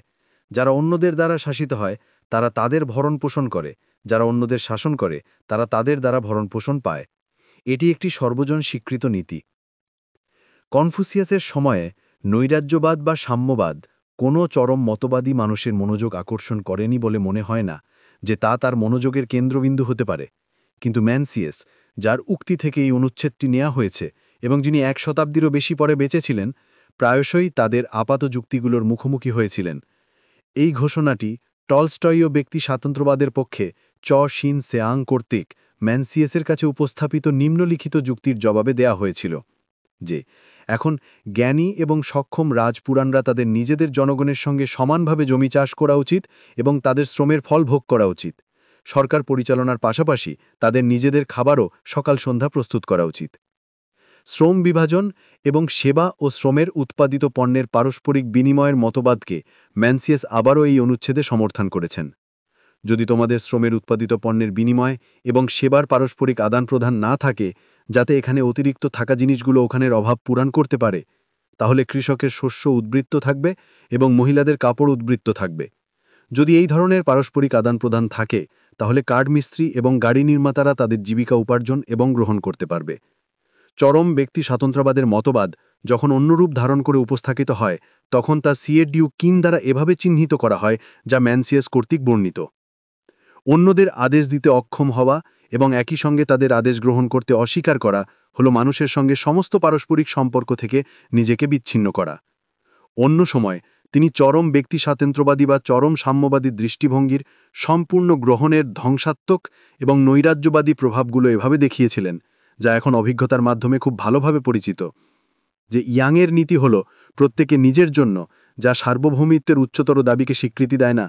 মিয়ের নীতি হল সকলের জন্য সমান অনুগ্রহ, যা একজন পিতার উচ্চতর দাবিকে স্বীকৃতি দেয় না। কিন্তু সার্বভৌম বা পিতা কাউকেই স্বীকার না করা হল বর্বরতায় ফিরে যাওয়া। যদি ইয়াং বা মিয়ের নীতি চাপানো হয় এবং কনফুসিয়াসের নীতি চাপানো না হয়, তাহলে এই বিকৃত যুক্তিগুলো জনগণকে বিভ্রান্ত করবে এবং জনহিতকরিতা ও ধার্মিকতার পথকে ব্যাহত করবে। যখন এমনটা হবে তখন পশুকে ডাকা হবে মানুষকে ভক্ষণ করতে এবং মানুষ একে অপরকে ভক্ষণ করবে। বৃদ্ধ, বিধবা, এতিম এবং অন্যান্য দুর্ভাগাদের জন্য সংস্থান। বৃদ্ধদের জন্য তাদের মৃত্যু পর্যন্ত একটি পর্যাপ্ত সংস্থানের ব্যবস্থা করা হয়েছিল। সক্ষম শরীরী মানুষের জন্য কর্মসংস্থান এবং তরুণদের বেড়ে ওঠার উপায় ছিল। তারা বিধবা, এতিম, নিঃসন্তান পুরুষ এবং যারা রোগাক্রান্ত হয়ে অক্ষম ছিল তাদের প্রতি দয়া ও সহানুভূতি দেখাতেন, যাতে তারা সবাই পর্যাপ্তভাবে ভরণপোষণ পেতে পারে। পুরুষদের তাদের নিজস্ব গাছ ছিল এবং মহিলাদের ছিল তাদের নিজেদের বাড়ি। উপরোক্তটি হল লিকিতে বর্ণিত দ্য গ্র্যান্ড কোর্সে সুশাসনের আনন্দময় পরিণতির বর্ণনা। মেনসিয়াস বৃদ্ধদের শ্রদ্ধা ও সম্মান সহকারে সমর্থন করাকে রাষ্ট্রের প্রথম দায়িত্ব হিসেবে গণ্য করতেন, এই বলে যে সাম্রাজ্যে যদি এমন একজন শাসক থাকতেন যিনি বৃদ্ধদের কিভাবে ভরণপোষণ করতে হয় তা ভালোভাবে জানতেন, তবে সমস্ত ভালো মানুষ অনুভব করত যে তিনিই তাদের একত্রিত হওয়ার জন্য সঠিক ব্যক্তি। বৃদ্ধদের কেবল ভরণপোষণ করাই যথেষ্ট নয়, তাদের সম্মানজনকভাবে এবং আরও গুরুত্বপূর্ণভাবে শ্রদ্ধার সাথে ভরণপোষণ করতে হবে। কনফুসিয়াসের মতবাদ বৃদ্ধদের প্রতি শ্রদ্ধার অভাবকে বরদাস্ত করত না। লিকির নিম্নলিখিত অনুচ্ছেদগুলি এটি প্রচুর পরিমাণে প্রমাণ করে। হিসিয়া, ইন এবং কাউ স্বর্গের নিচে আবির্ভূত সর্বশ্রেষ্ঠ রাজাদের জন্ম দিয়েছিল এবং তাদের মধ্যে এমন কেউ ছিল না যে বয়স্কদের অবহেলা করেছিল। স্বর্গের নিচে দীর্ঘকাল ধরে বয়সের প্রতি সম্মান জানানো হয়েছে। এটি করা পিতামাতার সেবা করার পরেই আসে। 5টি জিনিসের মাধ্যমে প্রাচীন রাজারা সমগ্র রাজ্যের সুশাসন নিশ্চিত করেছিলেন: ভীরুতু, সম্ভ্রান্ত এবং বৃদ্ধদের প্রতি তারা যে সম্মান দেখাতেন, বয়স্কদের প্রতি তারা যে শ্রদ্ধা দেখাতেন এবং তরুণদের প্রতি তাদের যে দয়া ছিল। এই 5টি জিনিসের মাধ্যমে তারা তাদের রাজ্যের স্থিতিশীলতা বজায় রেখেছিলেন। একই বইতে কনফুসিয়াসকে বলতে উদ্ধৃত করা হয়েছে যে যখন তাদের দরবারে ক্ষমতায় থাকা ব্যক্তিরা বয়স্কদের প্রতি শ্রদ্ধা দেখান, তখন প্রজারা পিতামাতার প্রতি অনুগত হবে। এবং লিকির অন্য এক স্থানে তিনি একটি ভালো জনগণের একটি ভালো সরকারের এই উপযুক্ত পরীক্ষা প্রদান করেন যে যখন তারা একজন বৃদ্ধ মানুষকে দেখত, তখন গাড়ি চালানো বা হাঁটা মানুষ তাকে পথ ছেড়ে দিত। যাদের কালো চুলের মধ্যে সাদা চুল দেখা যেত, তারা রাজপথে বোঝা বহন করত না। তবে শুধুমাত্র বয়স্করাই নন, একটি সুশাসিত রাষ্ট্রের কর্তৃপক্ষ স্নেহময়ী, বিবেচনাপূর্ণ যত্নের লক্ষ্যবস্তুতে পরিণত হয়, যা কোনো দাতব্য বিষয় নয়, বরং অধিকার। এক্ষেত্রে মেনসিয়াস একটি বাস্তব প্রজ্ঞার সমাধান হিসেবে পারস্পরিক বীমাকে প্রস্তাব করেছিলেন, যা একটি মানুষকে যখন সে একা থাকে তখন তাকে অভিভূত করে দুর্যোগগুলো থেকে মানুষের পক্ষে যতটা সম্ভব বৈষম্যকে সমান করার একটি সমাধান। তার দৃষ্টিভঙ্গির নিম্নলিখিত প্রকাশে একটি সুস্পষ্ট বিংশ শতাব্দীর এমনকি বিসমার্কীয় স্বাদ রয়েছে। একটি জেলার জমিতে যারা একই 9টি বর্গক্ষেত্রের অন্তর্ভুক্ত, তারা তাদের যাওয়া ও আসার ক্ষেত্রে অর্থাৎ মৃত্যু ও জন্ম, জীবন ও সম্পত্তি রক্ষা করতে একে অপরকে সাহায্য করে এবং অসুস্থতায় একে অপরকে সমর্থন করে। মেনসিয়াস আরেক রকমের সামাজিক বীমা এভাবে বর্ণনা করেন, যা সেই দিনগুলিতেও প্রচলিত ছিল। বসন্তকালে তারা লাঙল দেওয়া পরীক্ষা করত এবং বীজের কোনো ঘাটতি থাকলে তা সরবরাহ করত। শরৎকালে তারা ফসল কাটা পরীক্ষা করত এবং ফলনের কোনো ঘাটতি থাকলে তা সরবরাহ করত। নিশ্চয়ই যদি এমন একটি ব্যবস্থা এখন চীনে কার্যকর ও দেশব্যাপী প্রচলিত থাকত, তবে দুর্ভিক্ষ, অজ্ঞাত এবং প্রকৃতপক্ষে অকল্পনীয় হতো। কর ব্যবস্থা নিরীহ ও বিধ্বংসী। যদি বাজারে দোকানের ওপর ভূমি ভাড়া ধার্য করা হয় কিন্তু পণ্যের ওপর কর আরোপ না করা হয়, অথবা যথাযথ নিয়মকানুন কার্যকর করা হয় কিন্তু ভূমি ভাড়া ধার্য না করা হয়, তাহলে সাম্রাজ্যের সকল ব্যবসায়ী খুশি হবে এবং তাদের পণ্য ওই বাজারেই রাখতে চাইবে। আবার সীমান্তে যদি কেবল ভ্রমণকারীদের পরিদর্শন করা হয় কিন্তু শুল্ক ধার্য না করা হয়, তবে সাম্রাজ্যের সকল ভ্রমণকারী আনন্দিত হবে এবং সেই পথে যাতায়াত করতে চাইবে। মেনসিয়াস ওপরের উক্তির মতোই করধার্যের যথাযথ পদ্ধতি নিয়ে গভীরভাবে চিন্তা করেছিলেন। তিনি কৃষি, বাণিজ্য ও কারুশিল্পে নিয়োজিত মানুষের ওপর কর ব্যবস্থার প্রভাবকে গুরুত্বের সাথে বিবেচনা করেছিলেন। তার যুগে যেমন, আজও করধার্যের সঠিক পদ্ধতি একটি গুরুত্বপূর্ণ আলোচনার বিষয়। মেনসিয়াসের উদ্ধৃত বক্তব্য ভূমি ভাড়া বা জমির ওপর করকে সমর্থন করে, যা আধুনিক যুগে হেনরি জর্জের প্রস্তাবিত সিঙ্গল ট্যাক্স নামে পরিচিত। একই সঙ্গে তিনি যথাযথ নিয়মকানুন বা ব্যবহারিক লাইসেন্সের মতো করকে অনুমোদন করেন, কিন্তু কখনোই পণ্যের ওপর কর বা ব্যক্তিগত সম্পদের ওপর করকে সমর্থন করেননি। এর চেয়েও তিনি আমদানি শুল্কের বিরোধিতা করেছেন।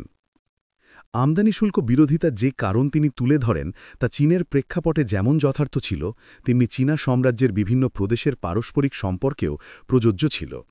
যেমন মার্কিন যুক্তরাষ্ট্রের একটি অঙ্গরাজ্য অপর অঙ্গরাজ্যের উপর আমদানি শুল্ক আরোপ করলে তা যেমন অযৌক্তিকত। আধুনিক যুগে যোগাযোগ ও পরিবহনের অসাধারণ উন্নতির ফলে পৃথিবী অনেক ছোট হয়ে এসেছে, তাই বিশেষ ব্যতিক্রমী পরিস্থিতি ছাড়া এই কারণগুলো আজও বৈধ বলে মনে হতে পারে, বিশেষত আন্তর্জাতিক পরিসরে। মেনসিয়াস এভাবেই সিঙ্গল ট্যাক্স ধাঁচের ভূমি ভাড়ার উৎপত্তি বর্ণনা করেছেন, যা মূলত উত্তম অবস্থানের মূল্য সমাজের কাছে ফিরিয়ে আনার একটি উপায়। প্রাচীনকালে বাজারে মানুষ নিজেদের পণ্যের বিনিময়ে অন্যের পণ্য গ্রহণ করত এবং কেবল কিছু কর্মকর্তা শৃঙ্খলা বজায় রাখত। হঠাৎ এক নিজ ব্যক্তি একটি উঁচু টিলায় উঠে ডান বাম সব দিক নিয়ন্ত্রণ করতে শুরু করল এবং বাজারের সব লেনদেনকে নিজের জালে টেনে আনল। সবাই তার এই আচরণকে ঘৃণিত মনে করল এবং তার পণ্যের উপর কর ধার্য করল। এইভাবেই ব্যবসায়ীদের ওপর করের উৎপত্তি হল এক নীচ মানুষের লোভ থেকে। কিন্তু মেনসিয়াস কোনো অবস্থাতেই শুল্কের, ভেতরের বা আমদানির কোনো অজুহাত খুঁজে পাননি, যেমন দেখা যায় এক সংলাপে। তাই চেয়ে বলল, আমি এখনই দশমাংশ করের উপর নির্ভর করে বন্দর ও বাজারে ধার্য করা শুল্ক বাতিল করতে পারছি না, তবে আপনার অনুমতি পেলে আমি উভয় শুল্ক কমিয়ে রাখব এবং আগামী বছর তা সম্পূর্ণ বিলীপ করব। আপনি এ ব্যাপারে কি মনে করেন? মেনসিয়াস উত্তর দিলেন, এ যেন সেই ব্যক্তির মতো যে প্রতিদিন প্রতিবেশীর পথভ্রষ্ট মুরগি ধরে নেয়। কেউ তাকে বলল, এটা সৎ মানুষের কাজ নয়। সে জবাব দিল, আপনার অনুমতি পেলে আমি আগামী বছর থেকে চুরি ছাড়ব, তবে আপাতত প্রতি মাসে মাত্র একটি মুরগি নেব। যদি জানো কাজটা ভুল, তাহলে দ্রুততা বন্ধ করো। কেন আগামী বছর পর্যন্ত অপেক্ষা করবে? চাষযোগ্য জমির মালিকদের ওপর প্রাচীনকালে যে কর ব্যবস্থা চালু ছিল, মেনসিয়াস এভাবে বর্ণনা করেছেন। একটি বর্গাকার লি জমি 9টি ভাগে বিভক্ত। প্রত্যেকটি ভাগে 100 মৌ করে মোট 900 মৌ জমি হয়। কেন্দ্রের ভাগটি ছিল জনসাধারণের জমি। 8টি পরিবার, যাদের প্রত্যেকের নিজস্ব 100 মৌ জমি ছিল, তারা মিলিতভাবে এই জনসাধারণের জমি চাষ করত এবং যতক্ষণ নাই জনসাধারণের কাজ শেষ হতো, তারা নিজেদের জমি চাষ করতে পারত না। এরপর জনবহুল এলাকায় এই ব্যবস্থা থেকে পরিবর্তিত হয়ে দশমাংশ কর বা আয়ের উপর কর চালু হয়। মেনসিয়াস বলেছিলেন, দূরবর্তী অঞ্চলে আমি আপনাকে অনুরোধ করব 9 বর্গ বিভাগ বজায় রেখে একটি ভাগ পারস্পরিক সহযোগিতায় চাষের জন্য সংরক্ষণ করুন, আর রাজ্যের কেন্দ্রীয় অঞ্চলে জনগণকে তাদের উৎপাদনের দশমাংশ কর হিসেবে দিতে বলুন। জনগণের পুষ্টির প্রসঙ্গে পূর্বেই উদ্ধৃত হয়েছে যে মেনসিয়াস মনে করতেন, যে কোনো কর ব্যবস্থা যদি জমির বা পণ্যের মূল্যের ওপর নির্ভর করে উৎপাদনের সঙ্গে সম্পর্কহীন হয়, তাহলে তা ধ্বংসাত্মক। খারাপ মৌসুমে তা ভয়াবহ হয়ে ওঠে, ফলে জনগণ নিঃস্ব ও অধঃপতিত হয়। অন্যদিকে দশমাংশ কর বা আয়কর মানুষের সামর্থ্যের সাথে ওঠানামা করে, তাই তা ন্যায্য। মেনসিয়াসের বুক অফ মেনসিয়াস থেকে এর আরও একটি সমর্থনযোগ্য বক্তব্য পাওয়া যায়। লং বললেন, কৃষি ব্যবস্থার পারস্পরিক সহযোগিতার চেয়ে ভালো কিছু নেই, আর করধার্যের চেয়ে খারাপ কিছু নেই। করধার্যের ক্ষেত্রে প্রদেয় অর্থ কয়েক বছরের গড় উৎপাদনের ভিত্তিতে নির্ধারিত হয়। ভালো বছরে যখন শস্য প্রাচুর্যে পাওয়া যায়, তখন অনেকটা নেওয়া গেলেও তা তেমন কষ্টকর হয় না, ক্ষতিও সামান্য হয়। কিন্তু খারাপ বছরে যখন ফসল সার খরচও তুলতে পারে না, তখনও কর ব্যবস্থা সম্পূর্ণ ধার্য অর্থ আদায় করে নেয়। রাজকীয় গুণাবলী। সর্বাধিক শক্তিশালী হল একজন মানুষ হওয়া। এর প্রভাব সমগ্র রাজ্যে অনুভূত হবে। শি কিংয়ের এই কথাগুলোকে কনফিউশিয়াস আরও জোর দিয়ে বলেছেন, যখন তিনি বলেন, মানুষ থাকলে সরকার উন্নতি করবে, কিন্তু মানুষ ছাড়া সরকার ক্ষয়প্রাপ্ত হবে এবং মারা যাবে। এবং দ্য গ্রেট লার্নিংয়েও মন্তব্য করা হয়েছে যে যখন শাসক একজন পিতা, একজন পুত্র এবং একজন ভাই হিসেবে শ্রেষ্ঠত্ব লাভ করেন, তখন জনগণ তাকে অনুকরণ করে। চীনের ভোরের ইতিহাসের এই কিংবদন্তিতে একই বিষয়টি দৃষ্টান্তমূলক আকারে উপস্থাপন করা হয়েছে।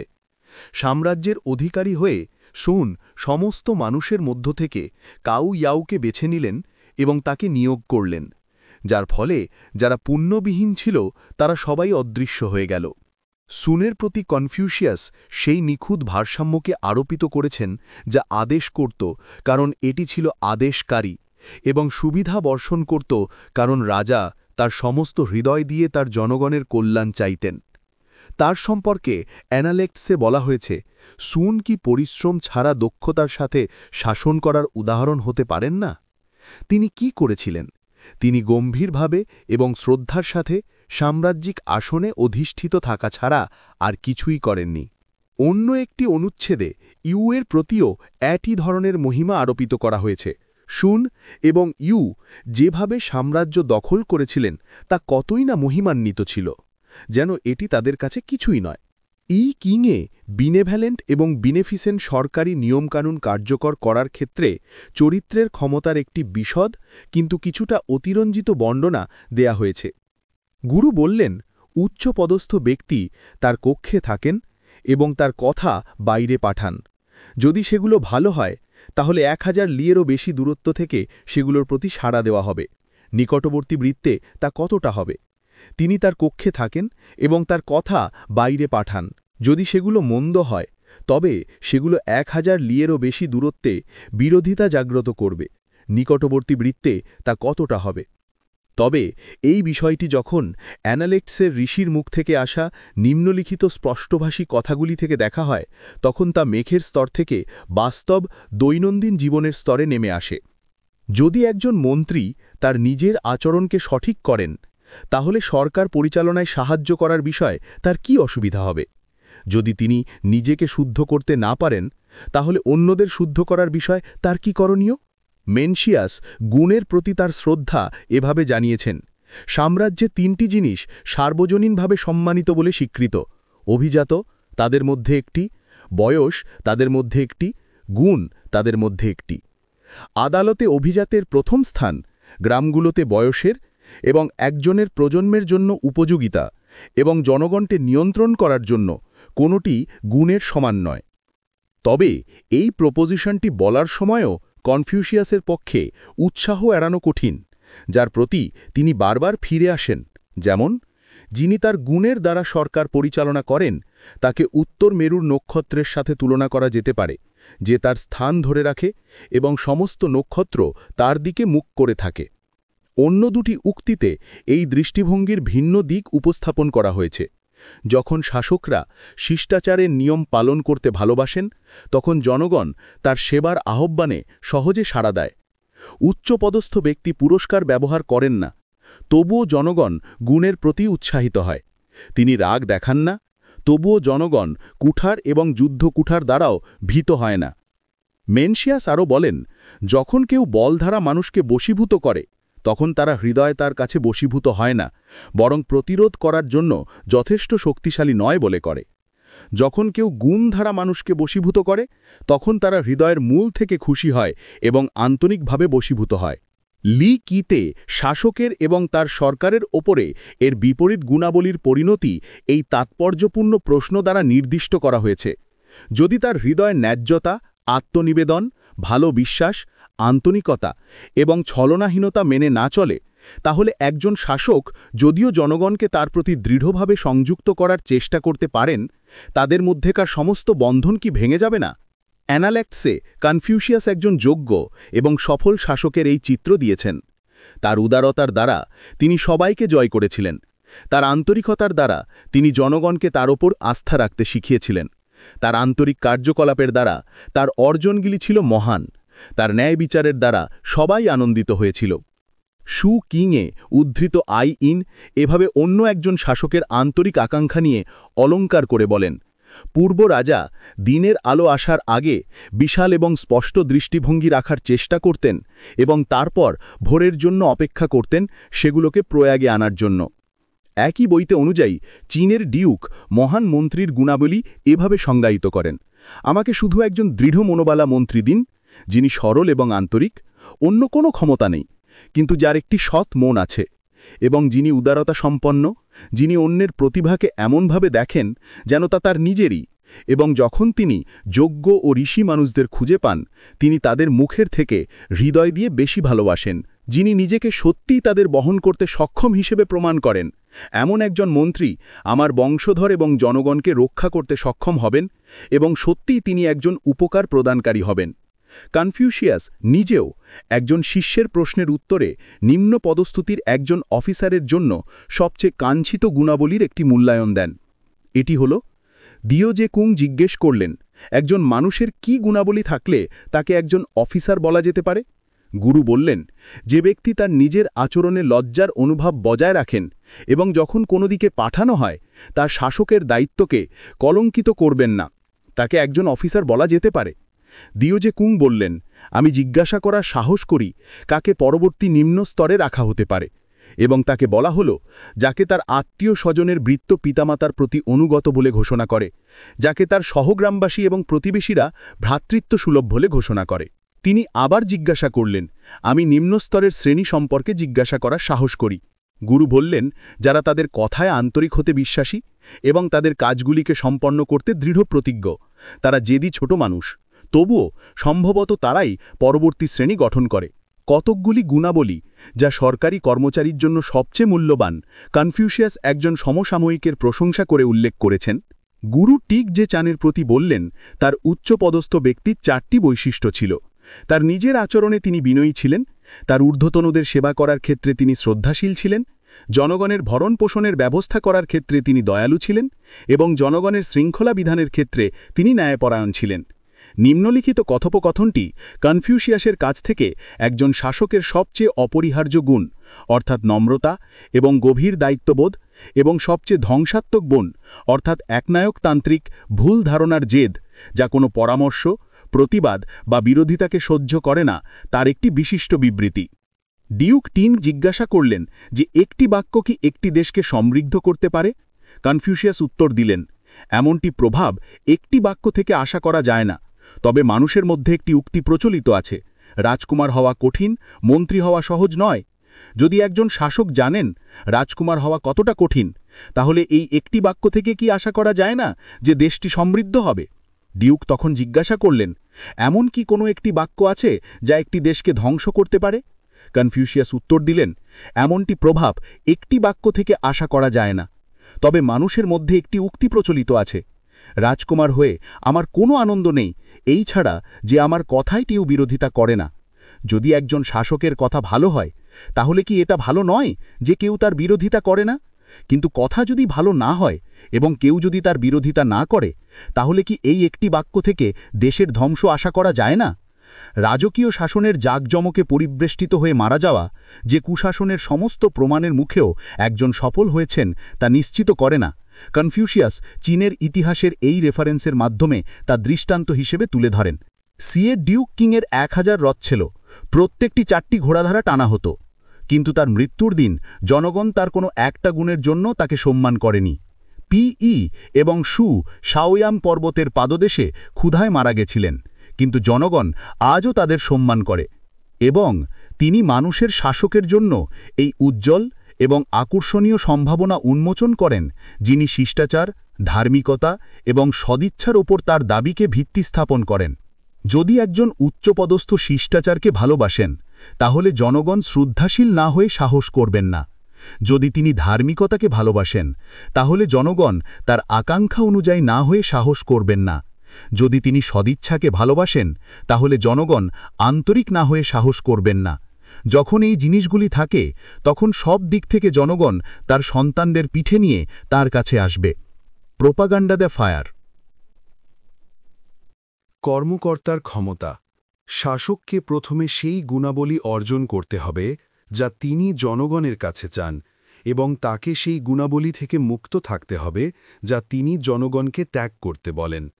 এভাবে কনফিউশিয়াস নোবলেস অবলাইজ অর্থাৎ ক্ষমতা বা উচ্চপদের সাথে জড়িত দায়িত্বের আধুনিক নীতিটিকে জোর দেন, এবং তিনি এটি স্পষ্ট করে দেন যে এর মাধ্যমে তিনি বোঝাতে চেয়েছেন উদাহরণ কথার চেয়ে বেশি জোরালো, বিশেষ করে যখন যার আচরণ প্রশ্নবিদ্ধ তিনি জনগণের সামনে তাদের প্রধান এবং নেতা হিসেবে দাঁড়িয়ে থাকেন। কারণ মেন্সিয়াস তাকে উদ্ধৃত করে বলেছেন, উচ্চপদস্থ ব্যক্তি যা ভালোবাসেন তার অধস্থনরা তা অত্যন্ত ভালোবাসবে। উচ্চপদস্থ এবং অধস্থনদের মধ্যে সম্পর্ক হল বাতাস এবং ঘাসের মতো। বাতাস যখন ঘাসের ওপর দিয়ে প্রবাহিত হয়, তখন ঘাসকে অবশ্যই নুয়ে পড়তে হয়। লি কিতে শাসকের দ্বারা স্থাপিত উদাহরণের প্রভাব সম্পর্কে নিম্নলিখিতটি রয়েছে। গুরু বললেন, অধস্থনরা তাদের ঊর্ধ্বতনদের সেবা করার সময় তারা যা আদেশ করে তা অনুসরণ করে না, বরং তারা যা করে তা অনুসরণ করে। যখন একজন শাসক একটি নির্দিষ্ট জিনিস ভালোবাসেন, তার প্রজারা তার চেয়েও বেশি তা করবে। অতএব যিনি ক্ষমতায় আছেন তার কি পছন্দ এবং কি অপছন্দ সেই বিষয়ে সতর্ক থাকা উচিত, কারণ এগুলো জনগণের চোখে উদাহরণ হয়ে থাকবে। লি কিয়ের নিম্নলিখিত অংশে তিনি এটিকে চীনাদের কাছে পরিচিত নৈতিক আচরণের সবচেয়ে শক্তিশালী অনুমোদন অর্থাৎ পিতামাতার প্রতি ভক্তির সাথে সংযুক্ত করেছেন। যখন একজন যিনি অন্যদের ওপরে আছেন তিনি তার কথায় অন্যায় করেন, তখন জনগণ সেই অনুযায়ী তাদের কথাবার্তা তৈরি করবে। যখন তিনি তার আচরণে অন্যায় করেন, তখন জনগণ তাকে তাদের আদর্শ হিসেবে অনুকরণ করবে। যদি তিনি তার কথায় যা বলা উচিত তার বাইরে না যান এবং তার কাজে যা করা উচিত তার বাইরে না যান, তাহলে জনগণ কোনো নির্দেশনা ছাড়াই তাকে শ্রদ্ধা এবং সম্মান করবে। যখন এটি হয় তখন তিনি নিজেকে সম্মান করেছেন এবং নিজেকে সম্মান করার মাধ্যমে তিনি তার পিতামাতাকে সর্বোচ্চ সম্মান করেছেন। দ্য গ্রেট লার্নিংয়ে এভাবে রাষ্ট্রের নিরাপত্তা এবং বিপদ উভয়কেই পরিবারের মধ্যে পিতামাতা এবং ভ্রাতৃত্ববোধ বাধ্যকতার সাথে সম্পর্কিত করা হয়েছে। একটি পরিবারের মধ্যেকার ভালোবাসা থেকে সমগ্র রাজ্যকে ভালোবাসা যেতে পারে, এর শিষ্টাচার থেকে সমগ্র রাজ্যকে মার্জিত করা যেতে পারে। যখন একজন মানুষের উচ্চাকাঙ্ক্ষা এবং বিকৃতি থেকে সমগ্র রাজ্যকে বিদ্রোহের দিকে পরিচালিত করা যেতে পারে, এটাই উদাহরণের ক্ষমতা। একই বইয়ে এটি এভাবে বলা হয়েছে, দ্য বুক অফ পোয়েট্রিতে বলা হয়েছে, তার আচরণে কোনো ভুল নেই, তিনি রাজ্যের সমস্ত মানুষকে সংশোধন করেন। যখন একজন শাসক একজন পিতা, একজন পুত্র এবং ভাই হিসেবে অনুকরণীয় হন, তখন জনগণ তাকে অনুকরণ করবে। অ্যানালেক্টসে কনফিউশিয়াস বারবার এই সত্যটি ঘোষণা করেছেন, যেমন এই কথাগুলিতে, যখন একজন প্রাচীন রাজকুমারের ব্যক্তিগত আচরণ সঠিক থাকে তখন তার সরকার আদেশ জারি করা ছাড়াই কার্যকর হয়। যখন তার ব্যক্তিগত আচরণ সঠিক থাকে না তখন তিনি আদেশ জারি করতে পারেন, কিন্তু সেগুলো মানা হবে না। কেন একজন যিনি জনগণের ভাগ্যের উপরে প্রসভতিত্ব করেন তার কথায় বা এমনকি আদেশের চেয়েও তার কাজের মধ্যে এত বেশি ক্ষমতা নিহিত আছে, কনফিউশিয়াস এই উক্তির মাধ্যমে তার কারণ উল্লেখ করেন। জনগণকে একটি কার্যধারা অনুসরণ করানো যেতে পারে, কিন্তু তাদের তা বোঝানো নাও যেতে পারে। এবং কনফিউশিয়াস এই বিষয়ে শিক্ষাকে আরও জোর দেন। যদিও একজন মানুষের ক্ষমতা ডিউক অফ চোর মতো প্রশংসনীয় হয়, তবুও যদি তিনি অহংকারী এবং কৃপণ হন তাহলে সেই অন্যান্য জিনিসগুলো দেখার যোগ্য নয়।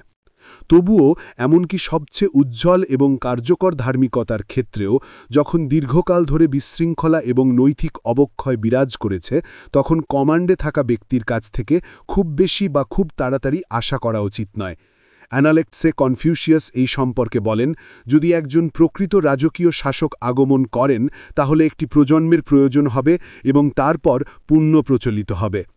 তবুও তিনি জোর দিয়েছেন যে শাসককে তার আকাঙ্ক্ষার পরিশুদ্ধতা, তার উদাহরণ এবং জনগণের প্রতি ভালোবাসা এবং যা ভালো তা অনুশীলন করার জন্য প্ররোচনার উপর নির্ভর করতে হবে, নিষেধাজ্ঞা এবং শাস্তির উপর নয়। এবং তিনি বলেন, যদি জনগণকে আইন দ্বারা পরিচালিত এবং শাস্তির দ্বারা তাদের মধ্যে ঐক্য স্থাপন করার চেষ্টা করা হয়, তাহলে তারা শাস্তি এড়াতে চেষ্টা করবে, কিন্তু তাদের কোনো অপরাধ বোধ হবে না। যদি তাদের পুণ্য দ্বারা পরিচালিত এবং শিষ্টাচারের নিয়মের দ্বারা তাদের মধ্যে ঐক্য স্থাপন করার চেষ্টা করা হয়, তাহলে তাদের অপরাধ বোধ হবে এবং উপরন্তু তারা ভালো হয়ে যাবে। তিনি আবার একটি অত্যন্ত তাৎপর্যপূর্ণ প্রশ্ন করেন, আপনার সরকার পরিচালনায় আপনি কেন হত্যা ইউজ করবেন? আপনার আকাঙ্ক্ষা যা ভালোর তার জন্য হোক এবং জনগণ ভালো হবে। এবং একই চেতনায় তিনি একজন রাজকুমারকে তিরস্কার করেন যিনি তার কাছে অভিযোগ করেছিলেন। কে ক্যাংটি যে চোরদের ব্যাপকতা নিয়ে হতাশা হয়ে কনফিউশিয়াসের কাছে তাদের দমন করার উপায় সম্পর্কে জানতে চাইল। কনফিউশিয়াস উত্তর দিলেন, যদি আপনি নিজে লোভী না হতেন তাহলে তারা চুরি করত না, যদিও আপনি চুরির জন্য পুরস্কার ঘোষণা করতেন। তার শিষ্য ট্যাংজি একটি উচ্চ পদস্থের উপর তার আচরণ, চলনবঙ্গন, কথাবার্তা এবং কাজের সুরক্ষার বাধ্যবাধকতা আরোপ করেন, যাতে তার কথায় কেউ কলুষিত না হয়।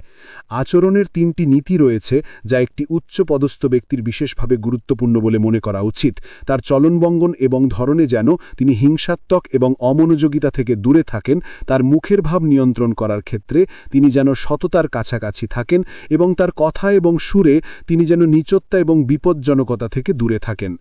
চীনের প্রধান শাসকের উপর, যিনি সমস্ত জনগণের নেতা এবং অনুকরণীয়, এই দায়িত্ব এমনভাবে ন্যস্ত করা হয়েছে যে যদি এটি প্রকৃত সরকারে সম্পূর্ণরূপে উপলব্ধি হতো, তাহলে প্রত্যেক সম্রাট একজন আব্রাহাম লিঙ্কনের স্পর্শকাতর এবং শিক্ষণীয় চিত্র উপস্থাপন করতেন, যার তিনি এত ভালোবাসা এবং এত আন্তরিক শ্রদ্ধার সাথে সেবা করা জনগণের ভারী বোঝার নিচে ঝুঁকে পড়তেন। কারণ এই কথাগুলি ঋষি তার প্রার্থনায় স্থাপন করেন, যাকে সাম্রাজ্যিক আধিপত্য তার সমস্ত জনগণের সেবকে পরিণত করে। যদি আমি নিজে কোনো অপরাধ করি, তবে তা তোমাদের উপর আরোপিত হবে না, হে অগণিত অঞ্চলের প্রজারা। যদি তোমরা অগণিত অঞ্চলে অপরাধ করো, তাহলে তার অপরাধের ভার আমার মাথার উপর পড়বে। সর্বজনীন শিক্ষা। যখন উচ্চপদস্থ ব্যক্তি সুশিক্ষিত হন, তখন তিনি মানুষকে ভালোবাসেন। যখন নিম্নপদস্থ ব্যক্তি সুশিক্ষিত হন, তখন তাকে সহজে শাসন করা যায়। এভাবে কনফুসিয়াস জনগণের সমস্ত শ্রেণীর জন্য সাধারণ শিক্ষার প্রয়োজনীয়তা এবং তা থেকে সরকারে যে সুবিধাগুলো আসে তা তুলে ধরেন।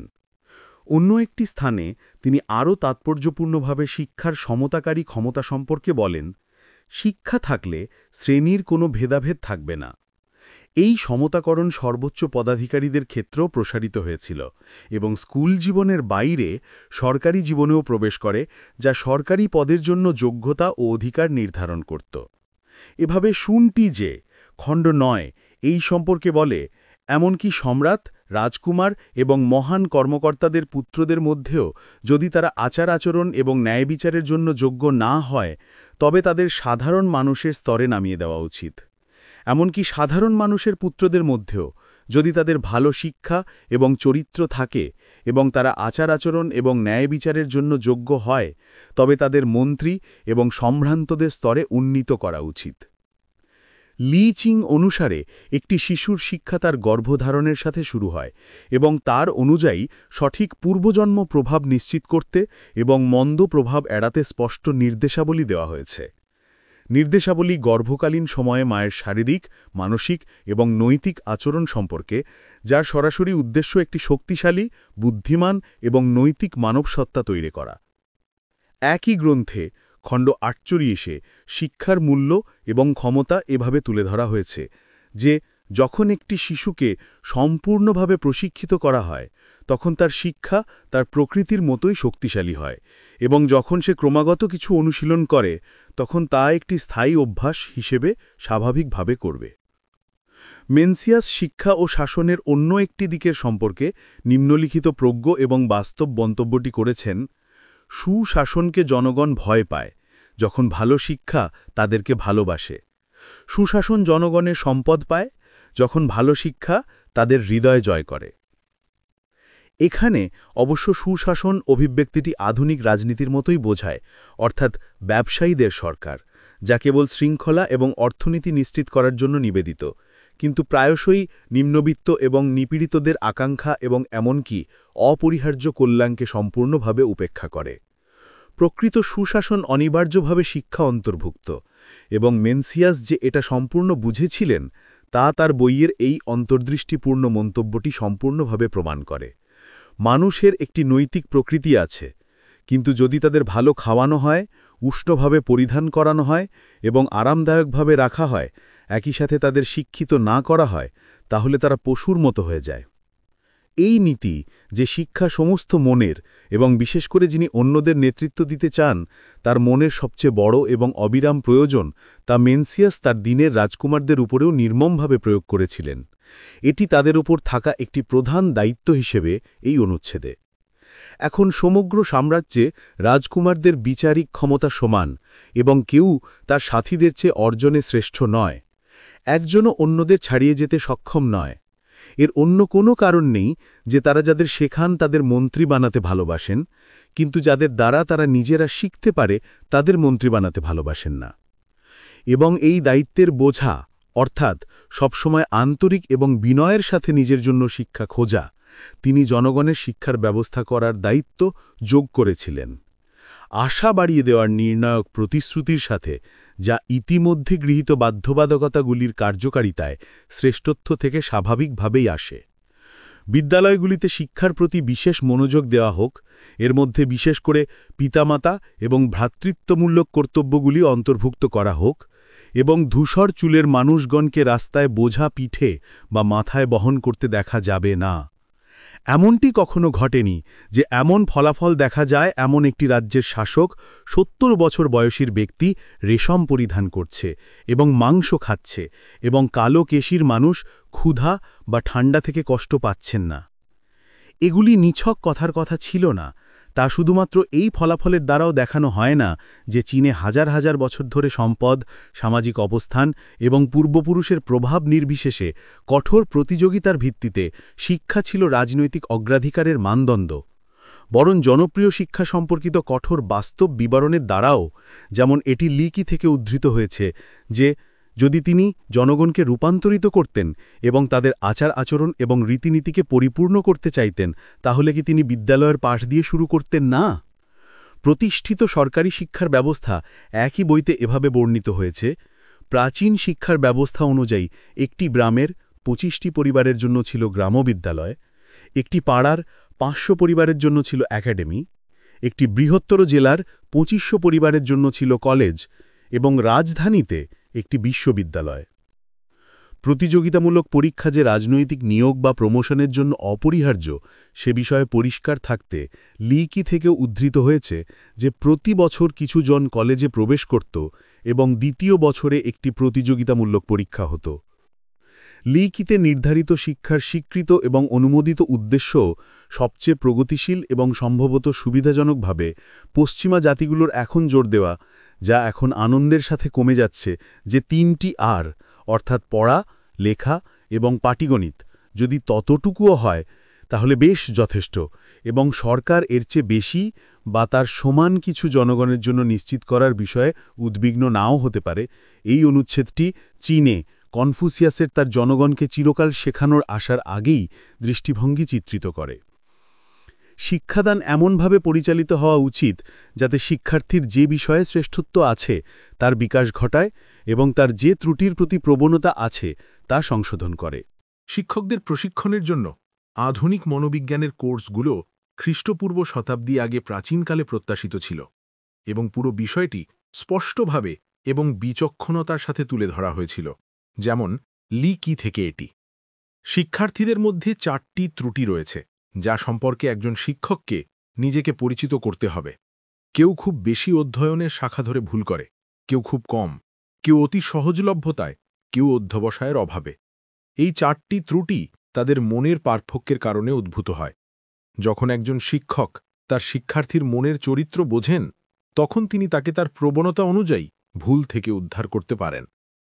এই আকর্ষণীয় বিষয়ে আরও বলা হয়েছে, যখন একজন প্রতিভাবান এবং গুণী মানুষ একজন শিক্ষার্থীর নির্বুদ্ধিতা এবং অন্য একজনের জ্ঞান অর্জনে অকালপক্ষতা বোঝেন এবং তার শিক্ষার্থীদের ভালো এবং খারাপ গুণাবলীও উপলব্ধি করেন, তখন তিনি সেই অনুযায়ী তার শিক্ষার পদ্ধতি পরিবর্তন করতে পারেন। যখন তিনি তার শিক্ষার পদ্ধতি পরিবর্তন করতে পারেন, তখন তিনি প্রকৃতপক্ষে একজন ওস্তাদ। যখন তিনি একজন শিক্ষক হওয়ার জন্য এইভাবে উপযুক্ত হন, তখন তিনি প্রশাসনিক পদের জন্যও যোগ্য হন, এবং যখন তিনি প্রশাসনিক পদের জন্য এইভাবে যোগ্য হন, তখন তিনি এমনকি রাজ্যের শাসক হিসাবেও নির্বাচিত হওয়ার জন্য উপযুক্ত হন। তাই একজন শিক্ষক থেকে কিভাবে একজন শাসক হতে হয় তা শেখা যায়, এবং তাই একজন শিক্ষক নির্বাচনের ক্ষেত্রে সবচেয়ে বেশি যত্ন নেওয়া উচিত। যেমনটি ইতিহাসে বলা হয়েছে, 3 জন রাজা এবং 4টি রাজবংশ তাদের শিক্ষকদের কারণেই যা ছিল তাই হয়েছিল। একই উৎস থেকে এটিও শিক্ষাদানের মনস্তত্ত্বের উপর আলোকপাত করে এবং দেখায় যে শিক্ষিত করা এর প্রকৃত অর্থ ইতিমধ্যেই অনুধাবন করা হয়েছিল।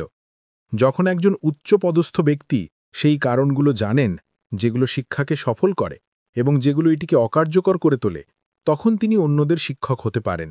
এইভাবে তার শিক্ষাদানে তিনি কেবল টেনে নিয়ে যান না, বরং বিকশিত করেন। তিনি উৎসাহিত করেন এবং নিরুৎসাহিত করেন না। তিনি বিষয়টিকে উন্মুক্ত করেন, কিন্তু তা সম্পূর্ণভাবে শেষ করে দেন না। যাতে শিক্ষার্থীর করার মতো আর কিছু না থাকে। কেবল টেনে নিয়ে না গিয়ে বিকশিত করা প্রচেষ্টার সমন্বয় তৈরি করে। উৎসাহিত করা এবং সীমাবদ্ধ না রাখা এগিয়ে যাওয়াকে সহজ করে তোলে। বিষয়টিকে উন্মুক্ত করা এবং সম্পূর্ণভাবে শেষ না করা শিক্ষার্থীকে নিজে থেকে ভাবতে বাধ্য করে। যিনি এই কার্যের সমন্বয়, এই সহজ অগ্রগতি এবং চিন্তার এই স্বাধীন উদ্যোগকে নিয়ে আসেন, তাকে একজন দক্ষ শিক্ষক হিসাবে ঘোষণা করা যেতে পারে। কনফিউশিয়াস অ্যানালেক্সে একই মৌলিক নীতিতে দুবার অভিব্যক্তি প্রকাশ করেন। টিজের মতো একজনের সাথে আমি কাব্য সম্পর্কে কথা বলতে শুরু করতে পারি। আমি তাকে একটি বিষয় বলেছিলাম এবং সে তার সঠিক অনুক্রমটি জানত। আমি এমন কাউকে সত্য উন্মুক্ত করি না যে জ্ঞানের জন্য আগ্রহী নয়, বা এমন কাউকে সাহায্য করি না যে নিজে থেকে কারণগুলো অনুসন্ধান করার জন্য উদ্বিগ্ন নয়। যখন আমি কাউকে একটি বিষয়ের একটি কোণ উপস্থাপন করি এবং সে তা থেকে অন্য 3টি কোণ শিখতে না পারে, তখন আমি আমার পাঠের পুনরাবৃত্তি করি না। এটির সমগ্রতায় এটি কনফিউশিয়াসের জন্য তার মহান কাজ করার জন্য একটি প্রয়োজনীয় পথ ছিল, কিন্তু এটি সব শিক্ষকের জন্য কার্যত সম্ভব নয়, এই কারণে যে উজ্জ্বল বা নিষ্প্রভ, অধ্যাবসায় বা অলস, সকলকেই শিক্ষিত করতে হবে। অলসতা এবং নিষ্প্রভতার প্রতি ঋষির অধৈর্য সাধারণ শিক্ষক অনুকরণ করতে পারে না, যদি না সে তার উপযোগিতা সম্পূর্ণভাবে ধ্বংস করে দেয়। ফলস্বরূপ শিশি কোথাও শিক্ষককে, সে যুবকই হোক বা প্রাপ্তবয়স্কদেরই, এই ধরনের পদ্ধতি অনুসরণ করার পরামর্শ দেননি। লিকিতে শিক্ষাদানের এই দিকে সঠিক দৃষ্টিভঙ্গি যথেষ্ট বিস্তারিতভাবে তুলে ধরা হয়েছে। দক্ষ শিক্ষার্থী যদিও তার শিক্ষক উদাসীন মনে হয়, তবুও অন্য একজনের থেকে দ্বিগুণ অর্জন করে এবং পরিণামে তার শিক্ষককে কৃতিত্ব দেয়। অদক্ষ যদিও তার শিক্ষক তার সাথে পরিশ্রমী হন, অর্ধেক অগ্রগতিও করে না এবং পরিণামে তার শিক্ষককে দোষারোপ করে। দক্ষ অন্বেষণকারী একজন শ্রমিকের মতো যে একটি কঠিন কাঠের টুকরো নিয়ে কাজ করে। প্রথমে সে সহজ অংশগুলিতে আক্রমণ করে এবং তারপর কঠিন অংশে। যথেষ্ট সময় প্রয়োগ করার পর সে তার শিক্ষকের সাথে কথা বলে এবং সবকিছু পরিষ্কার হয়ে যায়। অদক্ষ তার বিপরীতটি করে। পশ্চিমের দেশের মানুষের মধ্যে চীনা শিশুদের শিক্ষা সম্পর্কে যে প্রচলিত ধারণা, যদি তাদের কোনো ধারণা থাকে, তা লিকিয়ের এই অনুচ্ছেদটি দ্বারা যাকে নিন্দা করা হয়েছে তার দ্বারা ভালোভাবে চিত্রিত। এখন প্রচলিত শিক্ষা পদ্ধতির অধীনে শিক্ষকরা তাদের সামনে থাকা ট্যাবলেটের উপরে গুনগুন করেন এবং অনেক প্রশ্ন করেন। তারা তখন তাদের শিক্ষার্থীদের দ্রুত অগ্রগতির কথা বলেন, কিন্তু তারা যা শিখেছে তা ধরে রেখেছে কিনা সেদিকে মনোযোগ দেন না। তারা তাদের শিক্ষার্থীদের উপর বোঝা চাপাতে আন্তরিক নন, বা তাদের শেখানোর জন্য তাদের সমস্ত ক্ষমতা ব্যবহার করেন না। তারা এইভাবে শিক্ষার্থীদের যে অভ্যাস তৈরি করেন তা ভালো নয়, এবং শিক্ষার্থীরা তারা যা চায় তা অর্জন করতে হতাশ হয়। তারা তাদের অধ্যয়নকে কঠিন মনে করে এবং তাদের শিক্ষককে ঘৃণা করে। তারা যে অসুবিধার সম্মুখীন হয় তাদের তিক্ত হয়ে ওঠে এবং তাদের কঠোর পরিশ্রমের দুর্বল ফলাফল উপলব্ধি করে। তারা তাদের কাজ করছে বলে মনে হতে পারে, কিন্তু তারা যা অর্জন করে তা দ্রুত হারিয়ে ফেলে। তাদের শিক্ষার কোনো স্থায়ী উদ্দেশ্য নেই। এটি কি তাদের শিক্ষকের এই ত্রুটিগুলোর কারণে নয়? একজন ভালো শিক্ষককে সম্প্রদায়ের একটি গুরুত্বপূর্ণ সদস্য হিসেবে গণ্য করা উচিত এবং তার সম্মান এবং শ্রদ্ধা করা উচিত, যাতে তিনি তার দরকারি কাজগুলো সবচেয়ে ভালোভাবে সম্পন্ন করতে পারেন। এটিও লিকিতে এই শর্তে অন্তর্ভুক্ত করা হয়েছে যে একটি শিক্ষা পদ্ধতি প্রদান করার ক্ষেত্রে একটি সমস্যা হল শিক্ষকের যথাযথ সম্মান নিশ্চিত করা। যখন এটি নিশ্চিত করা হবে, তখন যিনি যা শেখান তাও সম্মানের সাথে দেখা হবে। যখন এটি করা হবে, তখন জনগণ শেখানোরকে কিভাবে সম্মান করতে হয় জানতে পারবে। অতএব তার দুজন সপক্ষ আছেন, যাদেরকে রাজা সেইভাবে দেখেন না। যিনি বলিদানে তার পূর্বপুরুষের ভূমিকা পালন করছেন তাকে তিনি সেইভাবে দেখেন না, এবং তার নিজের শিক্ষককেও নয়। একই বইতে শিক্ষার লক্ষ্য হিসেবে নিম্নলিখিত বিষয়গুলির উল্লেখ করা হয়েছে যে সব শিক্ষাতেই যিনি একজন অধিকারী হতে চান তার প্রথম জিনিস হল ব্যবসার জ্ঞান, পণ্ডিতদের প্রথম জিনিস হল মনের পরিচালনা, এবং এটি শ্রেণীকক্ষের কাজকে উৎসাহিত করে, যা সহযোগিতা, একজনের অর্জনের একটি সঠিক অনুমান এবং প্রকৃত সংস্কৃতির জন্য প্রচুর সুযোগ সরবরাহ করে। একা এবং বন্ধু ছাড়া অধ্যয়ন করলে নিজেকে নিঃসঙ্গ, অমার্জিত ও সামান্য অবহিত মনে হয়। একই বইতে কনফিউশিয়াসের পদ্ধতির এই সংক্ষিপ্ত বর্ণনা পাওয়া যায়। গুরু তাদের বর্তমান ঘটনার মধ্য দিয়ে শেখাতেন এবং তাদের বোঝাতেন কোনটি ভদ্রীয়। অ্যানালেক্সের নিম্নলিখিত কিছু অনুচ্ছেদ, যার মধ্যে কিছু অন্য প্রসঙ্গে ইতিমধ্যেই উদ্ধৃত, তা কনফিউশিয়াস দ্বারা অনুসৃত শিক্ষাদান পদ্ধতি এবং তিনি যে বিষয়গুলি শেখাতেন তার ওপর আলোকপাত করে। গুরু যে বিষয়গুলির কথা বলতেন না তা হল অসাধারণ জিনিস, শক্তির কৌশল বিশৃঙ্খলা এবং আত্মিক সত্তা। গুরু 4টি জিনিস শেখাতেন: অক্ষর জ্ঞান, নৈতিকতা, আত্মার প্রতি ভক্তি এবং সত্যবাদিতা। গুরু বললেন, হুই আমাকে কোনো সাহায্য করে না, আমি এমন কিছু বলি না যা তাকে আনন্দ দেয় না। গুরু বললেন, যাদের প্রতিভা সাধারণের উপরে, তাদের কাছে সর্বোচ্চ জিনিস ঘোষণা করা যেতে পারে, যারা সাধারণের নিচে, তাদের কাছে সর্বোচ্চ জিনিস ঘোষণা করা যাবে না। ইয়ান হুই ছিল, সে শিখতে ভালোবাসত। সে তার রাগ স্থানান্তরিত করত না, সে কোনো ভুল পুনরাবৃত্তি করত না। আমি হুইয়ের সাথে সারাদিন কথা বলেছিলাম এবং সে কোনো আপত্তি করেনি, যেন সে নির্বোধ। সে অবসরে গেছে এবং আমি তার আচরণ পরীক্ষা করে দেখেছি যে সে আমার শিক্ষাকে ব্যাখ্যা করতে সক্ষম। হুই, সে নির্বোধ নয়। গুরু তিজেকুংকে বললেন, আপনি কাকে শ্রেষ্ঠ মনে করেন, নিজেকে না হুইকে? তিজেকুং উত্তর দিলেন, আমি কিভাবে নিজেকে হুইয়ের সাথে তুলনা করার সাহস করি? হুই একটি বিষয় শুনে পুরো বিষয়টি বুঝতে পারে, আমি একটি বিষয় শুনে পরেরটি বুঝতে পারি। গুরু বললেন, তুমি তার সমান নও। আমি স্বীকার করি তুমি তার সমান নও। গুরুর আলোচনার ঘন ঘন বিষয় ছিল কবিতা, ইতিহাস এবং শিষ্টাচারের নিয়মগুলি পালন করা। এই সব বিষয়ে তিনি ঘন ঘন আলোচনা করতেন। কনফিউশিয়াস প্রায় জনপ্রিয় শিক্ষার গুরুত্ব এবং প্রয়োজনীয়তার উপর জোর দিতেন। এটিকে জনগণের মিরে ভারণ পোষণের পরেই স্থান দিতেন, যেমন এই অনুচ্ছেদে। যখন গুরু উইতে গেলেন, ইয়ান ইয়েউ তার গাড়ির চালকের কাজ করছিলেন। গুরু লক্ষ্য করলেন, মানুষ কত অসংখ্য। ইউজি বলল, যেহেতু তারা এত সংখ্যক, তাদের জন্য আর কি করা উচিত? তাদের সমৃদ্ধ করো, ছিল উত্তর। এবং যখন তারা সমৃদ্ধ হবে, তখন তাদের জন্য কি করা হবে? গুরু বললেন, তাদের শিক্ষিত করো। আইন এবং শৃঙ্খলা। সি এর ডিউক কিং কনফুসিয়াসকে সরকার সম্পর্কে জিজ্ঞাসা করলেন। কনফুসিয়াস উত্তর দিলেন, যখন রাজকুমার রাজকুমার হয়, মন্ত্রী মন্ত্রী হয়, পিতা পিতা হয়, পুত্র পুত্র হয়, তখনই তা হয়। এভাবে কনফুসিয়াস অ্যানালেক্টস এ রাজ্যে শৃঙ্খলার প্রয়োজনীয়তার ওপর জোর দেন।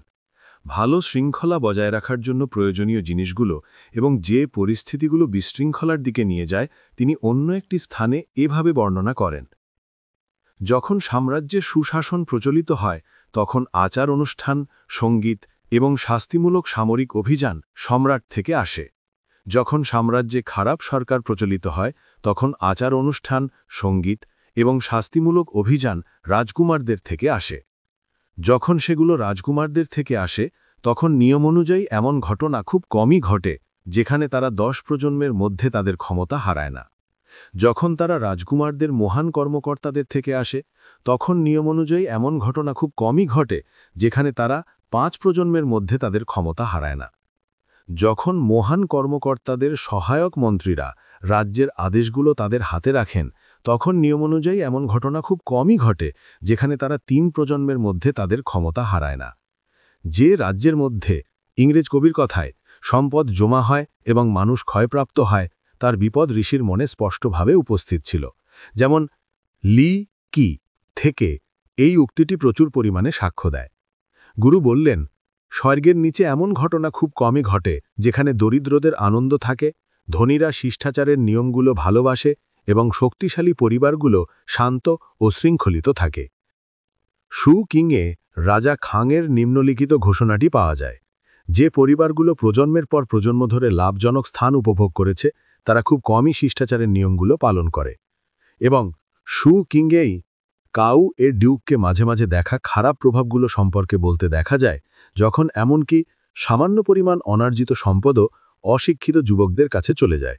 আমি নিম্ন শ্রেণীর মানুষের মধ্যে লক্ষ্য করেছি যেখানে পিতামাতারা রোপণ ও ফসল কাটার জন্য পরিশ্রম করেছেন, তাদের ছেলেরা প্রায়ই এই পরিশ্রম বোঝেন না, বরং নিজেদেরকে স্বাচ্ছন্দ্য এবং গ্রামের অপশব্দে ছেড়ে দেয় এবং সম্পূর্ণভাবে বিশৃঙ্খল হয়ে পড়ে।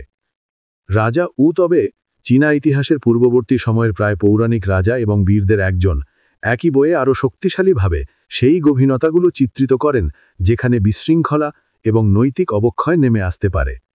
যারা নিজেরাও অপরাধ করে, ডাকাতি করে, চুরি করে, জঘন্যতা এবং বিশ্বাসঘাতকতা করে, এবং যারা মানুষকে হত্যা করে বা তাদের সম্পত্তি নেওয়ার জন্য হিংস্রভাবে আক্রমণ করে, যারা বেপরোয়া এবং মৃত্যুকে অবজ্ঞা করে, এদের সবাই ঘৃণা করে। রাজ্যে শৃঙ্খলা ফিরিয়ে এনেছেন এমন একজনের পথকে কনফুসিয়াস অ্যানালেক্টসে এভাবে উষ্ণভাবে প্রশংসা করেছেন। তিনি সতর্কতার সাথে ওজন এবং পরিমাপের দিকে নজর দিয়েছিলেন, আইনগুলো পরীক্ষা করেছিলেন, যাদেরকে অন্যায়ভাবে পদ থেকে সরানো হয়েছিল তাদেরকে পুনরায় স্থাপন করেছেন এবং সাম্রাজ্যের সুশাসন তার পথ ধরে চলেছিল। প্রশাসনিক অফিসারদের নির্বাচনের ক্ষেত্রে যত্নের কর্তব্যকে তিনি বিশেষভাবে আদেশ করেছেন, যেমন নিম্নলিখিত: প্রথমে আপনার বিভিন্ন অফিসারদের সেবা ব্যবহার করুন, ছোট ভুলগুলো ক্ষমা করুন এবং গুণ ও প্রতিভা সম্পন্ন মানুষদের পদে উন্নীত করুন। চুংকং বললেন, আমি কিভাবে গুণ ও প্রতিভা সম্পন্ন মানুষদের জানব যাতে আমি তাদেরকে পদে উন্নীত করতে পারি? তাকে উত্তর দেয়া হয়েছিল, যাদেরকে আপনি জানেন তাদেরকে পদে উন্নীত করুন, যাদেরকে আপনি জানেন না তাদেরকে অন্যরা অবহেলা করবে। একজন জ্ঞানী রাজা অফিসারদের নির্বাচন এবং বরখাস্ত করার পথকে ঋষি এভাবে চিহ্নিত করেছেন। তিনি মহান মন্ত্রীদের তার নিয়োগ না করার জন্য হতাশ করেন না। কোনো বড় কারণ ছাড়া তিনি পুরনো পরিবারের সদস্যদের তাদের পদ থেকে বরখাস্ত করেন না। তিনি একজন মানুষের মধ্যে প্রত্যেকটি কাজের জন্য প্রতিভা খোঁজেন না। একজন ব্যক্তির বন্ধু এবং এমনকি বিশেষ করে তার আত্মীয়রা অফিসের জন্য উপযুক্ত হতে পারে কিনা সে বিষয়ে যথাযথ বিবেচনাকে নিরুৎসাহিত করা হয় না, বরং একই অনুচ্ছেদে এর ওপর জোর দেয়া হয়েছে। চৌ-এর ডিউক তার পুত্র লু-এর ডিউককে সম্বোধন করে বললেন, বিঠোচাভন্য প্রিন্স তার আত্মীয়দের অবহেলা করেন না। এই পথের পক্ষে তিনি নিম্নলিখিত যুক্তিগুলো তুলে ধরেন। যখন যারা উচ্চপদে আছেন তারা তাদের আত্মীয়দের প্রতি তাদের কর্তব্য ভালোভাবে পালন করেন, তখন জনগণ পুণ্যের প্রতি আজাগত হয়। যখন তাদের দ্বারা পুরনো বন্ধুদের অবহেলা করা হয় না, তখন জনগণ নীচতা থেকে রক্ষা পায়। এর মধ্যে কি আছে তার জন্য বা একটি পবিত্র আমানত ছাড়া অন্য কোনো উপায়ে পদ গ্রহণকে তিনি এভাবে নিন্দা করেন। হিন জিজ্ঞাসা করল, কি লজ্জার বিষয়? গুরু বললেন, যখন একটি রাজ্যে সুশাসন প্রচলিত থাকে তখন কেবল নিজের বেতন নিয়ে ভাবা, এবং যখন খারাপ সরকার প্রচলিত থাকে তখনও একইভাবে কেবল নিজের বেতন নিয়ে ভাবা, এটাই লজ্জার বিষয়। লি কিতে কনফুসিয়াসকে বলতে উদ্ধৃত করা হয়েছে যে একজন মানুষকে তার মৃত্যু পর্যন্ত কোনো বিশেষ সম্মান না দেওয়া সব দিক থেকে নিরাপদ এবং ভালো। এভাবে গুরু বললেন, যখন সম্মান এবং পুরস্কার প্রথম মৃতদের উপর এবং পরে জীবিতদের উপর অর্পণ করা হয়, তখন মানুষ সম্মানিত মৃতদের পথ থেকে বিচ্যুত হবে না। শাসক এবং তার মন্ত্রী উভয়েই মৌলিক ঠিক এবং ভুল নীতিগুলির অধীন এবং এর দ্বারা পরিচালিত হওয়া উচিত, যা সার্বজনীনভাবে বাধ্যতামূলক, তা তিনি এখানে নিশ্চিত করেন। একজন একজন প্রিন্সের উচিত তার মন্ত্রীদের শিষ্টাচারের নিয়ম অনুযায়ী নিয়োগ করা, মন্ত্রীদের উচিত বিশ্বাসঘাতকতার সাথে তাদের প্রিন্সের সেবা করা। লি কিতে মন্ত্রী এবং সরকারি কর্মকর্তাদের এই সতর্কতা দেওয়া হয়েছে। রাষ্ট্রীয় বিষয়গুলো ব্যক্তিগতভাবে আলোচনা করা উচিত নয়। শুকিংয়ে এই ফৌজিকা আদালতের বিচারকদের জন্য অন্যান্যদের মধ্যে এই নির্দেশাবলী পাওয়া যায় যে চতুর্জিব্বার ব্যক্তি তাদের ফৌজিকার মামলার বিচার করা উচিত নয়, বরং এমন ব্যক্তিদের যারা তারা সত্যিই ভালো, যাদের বিচার যথাযথ মধ্যপন্থাকে দৃষ্টান্ত হিসেবে তুলে ধরবে। বিবৃতিতে অমিলের দিকে সতর্কতার সাথে নজর দিন। যে দৃষ্টিভঙ্গি আপনি নিতে চাননি তা নেওয়ার কারণ আপনি খুঁজে পেতে পারেন। দয়া এবং শ্রদ্ধার সাথে বিষয়গুলো নিষ্পত্তি করুন, সতর্কতার সাথে দণ্ডবিধি পরামর্শ করুন, বিষয়টির প্রতি সবার কথা শুনুন, যাতে আপনার বিচার যত্ন সহকারে অনুসন্ধান এবং প্রত্যেকটি সমস্যার সমাধানের মাধ্যমে জরিমানা বা অন্য কোনো শাস্তি আরোপের ক্ষেত্রে যথাযথ মধ্যপন্থাকে দৃষ্টান্ত হিসেবে তুলে ধরে। যখন এরকম একটি বিচারের একটি ঘটনা ঘটে, তখন সবাই স্বীকার করবে যে বিচারটি ন্যায্য, এবং একইভাবে সার্বভৌমও তাই করবেন যখন প্রতিবেদনটি তার কাছে পৌঁছাবে। একই বইয়ে ন্যায় বিচার ব্যবস্থার জন্য এই বিচক্ষণ মৌলিকটি স্থাপন করা হয়েছে, যা অপরাধে অভিপ্রায় থাকে তা স্বীকার করে। আপনি অনিচ্ছাকৃত ভুল ক্ষমা করেন যতই বড় হোক না কেন, এবং ইচ্ছাকৃত অপরাধের শাস্তি দেন যতই ছোট হোক না কেন। এই প্রাচীন বইয়ের আরেকটি অনুচ্ছেদ কাও জাওকে উদ্ধৃত করা হয়েছে, যিনি শুনের সাথে বলছিলেন একটি ফৌজিকার ন্যায় বিচার পদ্ধতি সম্পর্কে, যা অনেকে অ্যাংলো-স্যাক্সন দেশগুলোতে তার প্রশাসনের জন্য অনন্য বলে মনে করেন। একজন নিরপরাধ ব্যক্তিকে মৃত্যুদণ্ড দেবার চেয়ে আপনি বরং অনিয়ম এবং ত্রুটির ঝুঁকি নেবেন। লি কিতে নিম্নলিখিত অনুচ্ছেদটি সরকারি কর্মকর্তাদের পারিশ্রমিক বর্ণনা করে, যা বহুলাংশেই মূল্যবান ধাতুগুলোর তুলনায় কম ওঠানামাকারী মূল্যের মান ব্যবহারের ইঙ্গিত দেয়। সামন্ত রাজ্যগুলোর নিম্নতম পদের অফিসাররা 9 জনকে খাওয়ানোর জন্য যথেষ্ট বেতন পেত, দ্বিতীয় পদের অফিসাররা 18 জনকে খাওয়ানোর জন্য এবং সর্বোচ্চ পদের অফিসাররা 36 জনকে খাওয়ানোর জন্য। একজন মহান অফিসার 72 জন ব্যক্তিকে খাওয়াতে পারত, একজন মন্ত্রী 288 জন এবং শাসক 2880 জন। দ্বিতীয় শ্রেণীর একটি রাজ্যে একজন মন্ত্রী 216 জনকে খাওয়াতে পারত এবং শাসক 2160 জন। একটি ছোট রাজ্যের একজন মন্ত্রী 44 জনকে খাওয়াতে পারত এবং শাসক 1440 জন। সেই সময় রাজ্যগুলো এবং শহরগুলোর সামরিক প্রতিরক্ষা এবং সরঞ্জামের ওপরও বিধিনিষেধ ছিল, যা অধীনতার মনোভাবকে দমন করতে এবং বিদ্রোহ এড়াতে উদ্দিষ্ট ছিল। লি কি এই আইনগুলো এভাবে বর্ণনা করে। সুতরাং এটা নিয়ম করা হয়েছিল যে কোনো রাজ্যের 1000টির বেশি রথ থাকবে না, কোনো প্রধান শহরের দেয়ালের 100টির বেশি চট থাকবে না, কোনো পরিবারের 100টির বেশি রথ থাকবে না, যতই তারা ধনী হোক না কেন। এই নিয়মগুলো জনসাধারণের সুরক্ষার জন্য উদ্দিষ্ট ছিল, কিন্তু কিছু রাজ্যের গভর্নররা তাদের বিরুদ্ধে বিদ্রোহ করেছিলেন। উপরোক্তগুলো হল কনফুসিয়াস এবং তার পূর্ববর্তী প্রাচীনরা একটি রাষ্ট্র জুড়ে সুশৃঙ্খলা বজায় রাখার জন্য পূর্বশর্ত হিসেবে গণ্য করা আরও কিছু গুরুত্বপূর্ণ বিষয়। প্রয়োজনীয় রাষ্ট্রনীতির ব্যাপ্তি এবং গভীরতা কনফুসিয়াসের এই উক্তিতে আরও ভালোভাবে তুলে ধরা হয়েছে। উচ্চপদস্থ মানুষ মানুষের প্রকৃতি অনুযায়ী শাসন করেন যা তাদের জন্য উপযুক্ত। আরও বিস্তারিতভাবে তবুও খুব সংক্ষেপে তিনি এই বাক্যে নতুন করে পূর্বশর্তগুলো তুলে ধরেন। 1000 রথের একটি রাজ্য শাসন করতে হলে ব্যবসায় শ্রদ্ধা সহকারে মনোযোগ এবং আন্তরিকতা থাকতে হবে, খরচে মিতব্যয়িতা এবং মানুষের প্রতি ভালোবাসা এবং সঠিক মৌসুমে জনগণে নিয়োগ করতে হবে। যখন সুশাসন প্রচলিত থাকে না তখন প্রজ্ঞার পথ তিনি এভাবে চিহ্নিত করেন। যখন একটি রাজ্যে সুশাসন প্রচলিত থাকে ভাষা মহান এবং সাহসী হতে পারে এবং কাজগুলো একই রকম। যখন খারাপ সরকার প্রচলিত থাকে তখন কাজগুলো মহান এবং সাহসী হতে পারে কিন্তু ভাষা কিছুটা সংযত হতে পারে। একটি রাজ্য কিভাবে ভেঙে পড়তে এবং ক্ষয়প্রাপ্ত হতে পারে এবং তাই উচ্চতর শক্তির কাছে নতি স্বীকার করে বিলুপ্ত হতে পারে মেনসিয়াস এভাবে বর্ণনা করেন। একজন মানুষকে প্রথম নিজেকে ঘৃণা করতে হবে এবং তারপর অন্যরা তাকে ঘৃণা করবে। একটি পরিবারকে প্রথম নিজেকে ধ্বংস করতে হবে এবং তারপর অন্যরা এটিকে ধ্বংস করবে। একটি রাজ্যকে প্রথম নিজেকে আঘাত করতে হবে এবং তারপর অন্যরা এটিকে আঘাত করবে। পদ গ্রহণের প্রতি কর্তব্য।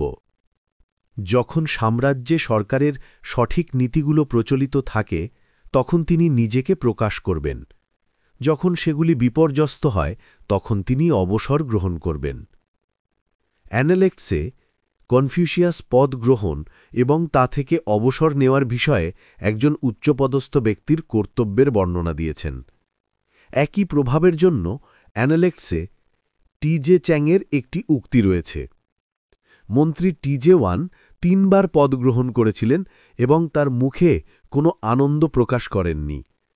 3 বার তিনি পদ থেকে অবসর নিয়েছিলেন এবং কোনো অসন্তোষ প্রকাশ করেননি। তিনি নতুন মন্ত্রীকে তিনি যেভাবে সরকার পরিচালনা করেছিলেন তা জানানোর একটি বিষয় হিসাবে গ্রহণ করেছিলেন। কনফিউশিয়াস আবার একই অনুভূতি প্রকাশ করেছেন এই কথায়, যখন রাজ্যে সুশাসন প্রচলিত হয় তখন তাকে পদে পাওয়া যায়, যখন খারাপ সরকার প্রচলিত হয় তখন তিনি তার নীতিগুলো গুটিয়ে তার বুকে রাখতে পারেন। আসলে তিনি একজন জ্ঞানী এবং বিচক্ষণ ব্যক্তির অংশ হিসাবে একটা খারাপভাবে শাসিত রাজ্য থেকে অবিলম্বে সরে যাওয়াকে ঘোষণা করেছিলেন। এমন এক নড়বড়ে রাজ্যে প্রবেশ করবে না বা বিশৃঙ্খল এক রাজ্যে বসবাস করবে না। তবুও তিনি হিউইর নিম্নলিখিত উত্তরটির উষ্ণ অনুমোদন সহকারে উদ্ধৃত করেছিলেন, যখন তাকে এমন একটা রাজ্যে থাকার জন্য তিরস্কার করা হয়েছিল যে তাকে একজন ধার্মিক বিচারকের ভূমিকা পালন করার জন্য বরখাস্ত করেছিল। হিউয়ের হুই প্রধান ফৌজদারি বিচারক হয়ে 3 বার পদ থেকে অবসর নিয়েছিলেন। কেউ তাকে বলল, জনাব, আপনার কি দেশ ছেড়ে যাওয়ার সময় হয়নি? তিনি উত্তর দিলেন, সৎ উপায়ে মানুষের সেবা করে আমি কোথায় যাব এবং এমন একটা 3 বার পুনরাবৃত্ত বরখাস্তের অভিজ্ঞতা পাব না? যদি আমি বাঁকা উপায়ে মানুষের সেবা করার জন্য বেছে নিতাম তাহলে আমার পিতামাতার দেশ ত্যাগ করার কি প্রয়োজন ছিল? এর সীমান্তরক্ষী কনফিউশিয়াস যখন পদচ্যুত হয়েছিলেন তার সঙ্গে সাক্ষাৎ করে ঘোষণা করলেন, আমার বন্ধুরা, আপনারা কেন আপনাদের গুরুর পদ হারানোর জন্য ব্যথিত? সাম্রাজ্য দীর্ঘকাল ধরে নীতিহীন ছিল। স্বর্গ আপনাদের গুরুকে একটা কাঠের জিহ্বাবিশিষ্ট ঘণ্টা হিসাবে ব্যবহার করতে যাচ্ছে। কনফিউশিয়াস তবে একজন বরখাস্ত হওয়া কর্মকর্তার কর্তব্য হিসাবে তার অভিযোগগুলো প্রকাশ করা এবং তার শৌর্যশুরীর সমালোচনা করাকে মনে করতেন না, যেমন এই কথাগুলি সাক্ষ্য দেয়। গুরু অ্যানিউয়েনকে বললেন, যখন পদে ডাকা হবে তখন তার দায়িত্বগুলো গ্রহণ করা, যখন ডাকা হবে না তখন অবসর গ্রহণ করা। এটি অর্জন করেছেন আমি এবং আপনি মাত্র। এবং অন্য সময় তিনি আরও নির্দিষ্টভাবে এই ভাষাতে বলেছিলেন, যিনি একটি নির্দিষ্ট পদে নেই তার দায়িত্বের প্রশাসনের পরিকল্পনার সাথে তার কোনো সম্পর্ক নেই। পদ থেকে অবসর গ্রহণকে সম্পূর্ণ নীরব সম্মতিতে, এমনকি উষ্ণ স্বাগত জানানো এবং এমনকি সবচেয়ে উচ্চপদের সরকারি পদ গ্রহণ করতে অস্বীকার করাকেও উষ্ণভাবে প্রশংসা করা হয়েছিল। যেমন এটিতে গুরু বললেন, তাও পিহকে বর্ণকর্মে সর্বোচ্চ শিক্ষায় পৌঁছেছে বলা যেতে পারে। তিনি 3 বার সাম্রাজ্য প্রত্যাখ্যান করেছিলেন এবং জনগণ তার আচরণের অনুমোদন প্রকাশ করতে পারেননি। তবু তার শিষ্যদের কাছে জনসেবা এবং এমনকি জনসেবার জন্য আহ্বান পাওয়ার উচ্চাকাঙ্ক্ষাও সুপারিশ করা হয়েছিল। যেমন এটিতে, যখন আপনি কোনো রাজ্যে বসবাস করেন তখন তার মহান কর্মকর্তাদের মধ্যে সবচেয়ে যোগ্যতমদের সাথে সেবা নিন এবং তার সন্দিদদের মধ্যে গুণীদের সাথে বন্ধুত্ব করুন। এবং তার শিষ্য টিজেলু মনে করেন যে যখন পদে ডাকা হয় এবং মূল্যবান সেবা প্রদানের ক্ষমতা সম্পর্কে সচেতন হন, উচ্চপদস্থ ব্যক্তি সাড়া দিতে বাধ্য, যদিও এটি তার ইচ্ছার বিরুদ্ধে এবং তার সিদ্ধান্তের বিরুদ্ধে, কারণ পরিস্থিতি পূর্ণ সংস্কারের অনুমতি দেবে না। পদ গ্রহণ না করা ভুল। যদি বৃদ্ধ এবং তরুণের মধ্যে সম্পর্ক অবহেলিত না করা যায়, তাহলে তিনি সার্বভৌম এবং মন্ত্রীর মধ্যে পালন করা উচিত সেই দায়িত্বগুলোকে একপাশে রাখেন কেন? তার ব্যক্তিগত বিশুদ্ধতা বজায় রাখতে চেয়ে তিনি সেই মহান সম্পর্কে বিভ্রান্তিতে পড়তে দেন। একজন উচ্চপদস্থ ব্যক্তি পদ গ্রহণ করেন এবং এর অন্তর্গত ধার্মিক কর্তব্যগুলো পালন করেন। সঠিক নীতির অগ্রগতিতে ব্যর্থতার বিষয়ে তিনি সে ব্যাপারে সচেতন। সরকার শাসিতের সম্মতিতে গঠিত। জনগণকে জয় করে রাজ্য জয় করা যায়, জনগণকে হারালে রাজ্য হারানো যায়। দ্য গ্রেট লার্নিং থেকে নেওয়া এই বিবৃতিটি সরকার সম্পর্কিত কনফুসিয়াসের দৃষ্টিভঙ্গির বৈশিষ্ট্যপূর্ণ। তবে এটি তার সময়েও পুরনো ছিল, কারণ শু কিংয়ে এটি সবচেয়ে প্রাচীন দ্য গ্রেট ইউ এর সতর্কতার মধ্যে উদ্ধৃত করা হয়েছে যে জনগণ একটি দেশের মূল। এবং একই বইয়ে মহান শাসক সুনের উক্তি আছে, যাদের ভয় করতে হয় তারা কি তাদের মধ্যে প্রধান নয়? মেনসিয়াস এই অনুচ্ছেদে দৃষ্টিভঙ্গিটির আরও পূর্ণাঙ্গ এবং বিস্তারিত অভিব্যক্তি দিয়েছেন। যে কি এবং চৌ সাম্রাজ্য হারিয়েছিল তা তাদের জনগণকে হারানোর কারণে ঘটেছিল। জনগণকে হারানো মানে তাদের হৃদয় হারানো। সাম্রাজ্য পাওয়ার একটি উপায় আছে, জনগণকে জয় করুন এবং এটি আপনার হবে। জনগণ পাওয়ার একটি উপায় আছে, তাদের হৃদয় জয় করুন এবং তারা আপনার হবে। তাদের হৃদয় জয় করার একটি উপায় আছে, তাদের যা পছন্দ তাদের জন্য সহজলভ্য করুন এবং তাদের উপর যা পছন্দ নয় তা চাপিয়ে দেবেন না। জনগণ একটি জনহিতপর সরকারের দিকে ফিরে আসে, যেমন জল পাহাড় থেকে নিচে প্রবাহিত হয় এবং বন্য প্রাণীরা বন্য এলাকায় পালিয়ে যায়। দ্য গ্রেট লার্নিংয়ে প্রকৃত রাজকীয় শাসক সম্পর্কিত নিম্নলিখিতটি উদ্ধৃত করা হয়েছে যে যখন তিনি যা জনগণ ভালোবাসে তা ভালোবাসেন এবং যা জনগণ ঘৃণা করে তা ঘৃণা করেন, তখন একজন শাসককে তার জনগণের পিতামাতা বলা হয়। শিশিরের দ্বারা এটি বোঝাতে চাননি যে তিনি একজন জনতোষণকারীর কাজকে প্রশংসা করেছেন, যা একইভাবে নিরর্থক মেনসিয়াস এই সংক্ষিপ্ত উক্তিতে ইঙ্গিত করেছেন। যদি একজন গভর্নর সবাইকে খুশি করতে চান, তবে সে দিনগুলো যথেষ্ট পাবেন না। তবুও লিয়াংয়ের রাজা হুইয়ের কাছে তিনি এভাবে জনগণকে সুরক্ষা এবং সেবা করার পুরস্কার উপস্থাপন করেন। সেই শাসকরা যেন তাদের জনগণকে ফাঁদে ফেলে এবং ডুবিয়ে দেয়। আপনার মহিমা তাদের শাস্তি দিতে যাবেন। এমন একটি ক্ষেত্রে কে আপনার মহিমার বিরোধিতা করবে? শু কিংয়ে জনগণের ওপরেই সমস্ত প্রজ্ঞা অর্পিত করেছে এবং তাদের ইচ্ছাকৃত পছন্দকে অপরিবর্তনীয় সঠিকতা দিয়েছে এইভাবে। মহান ঈশ্বর জনসাধারণকে একটি নৈতিক জ্ঞান দান করেছেন, যার সম্মতি তাদের প্রকৃতিকে সর্বদা সঠিক দেখাবে। শি কিংয়ে একই দৃষ্টিভঙ্গি এই কথাগুলিতে প্রকাশিত হয়েছে যে স্বর্গ জনগণের বিপুল সংখ্যাকে জন্ম দেবার সময় প্রত্যেক ক্ষমতা এবং সম্পর্কের সাথে তার আইন সংযুক্ত করেছে। জনগণের এই স্বাভাবিক প্রকৃতি আছে এবং তারা স্বাভাবিক ভদ্রতাকে ভালোবাসে। এবং শু কিংয়ে আই ইন এটি আরও বিস্তারিতভাবে এইভাবে বর্ণনা করেন। ভদ্রতার কোনো অপরিবর্তনীয় আদর্শ নেই। ভদ্রতার প্রতি একটি সর্বোচ্চ শ্রদ্ধা এর জন্য একটি আদর্শ তৈরি করে। ভদ্রতাকে সর্বোচ্চ শ্রদ্ধা করার কোনো অপরিবর্তনীয় বৈশিষ্ট্য নেই। এটি সেখানে পাওয়া যায় যেখানে ভদ্রতা সম্পর্কে সাধারণ চেতনার সাথে একটি সম্মতি থাকে। মেনসিয়াস এটিকে দ্বিধা ছাড়াই সবচেয়ে গণতান্ত্রিক উপায়ে প্রয়োগ করেছেন, যেমন এইটিতে: যদি ইয়েনের জনগণ আপনার এটি দখল করার বিষয়ে খুশি হয়, তবে তা করুন। প্রাচীনদের একজন এই নীতির উপর কাজ করেছিলেন, রাজা উ। যদি ইয়েনের জনগণ আপনার এটি দখল করার বিষয়ে খুশি না হয়, তবে তা করবেন না।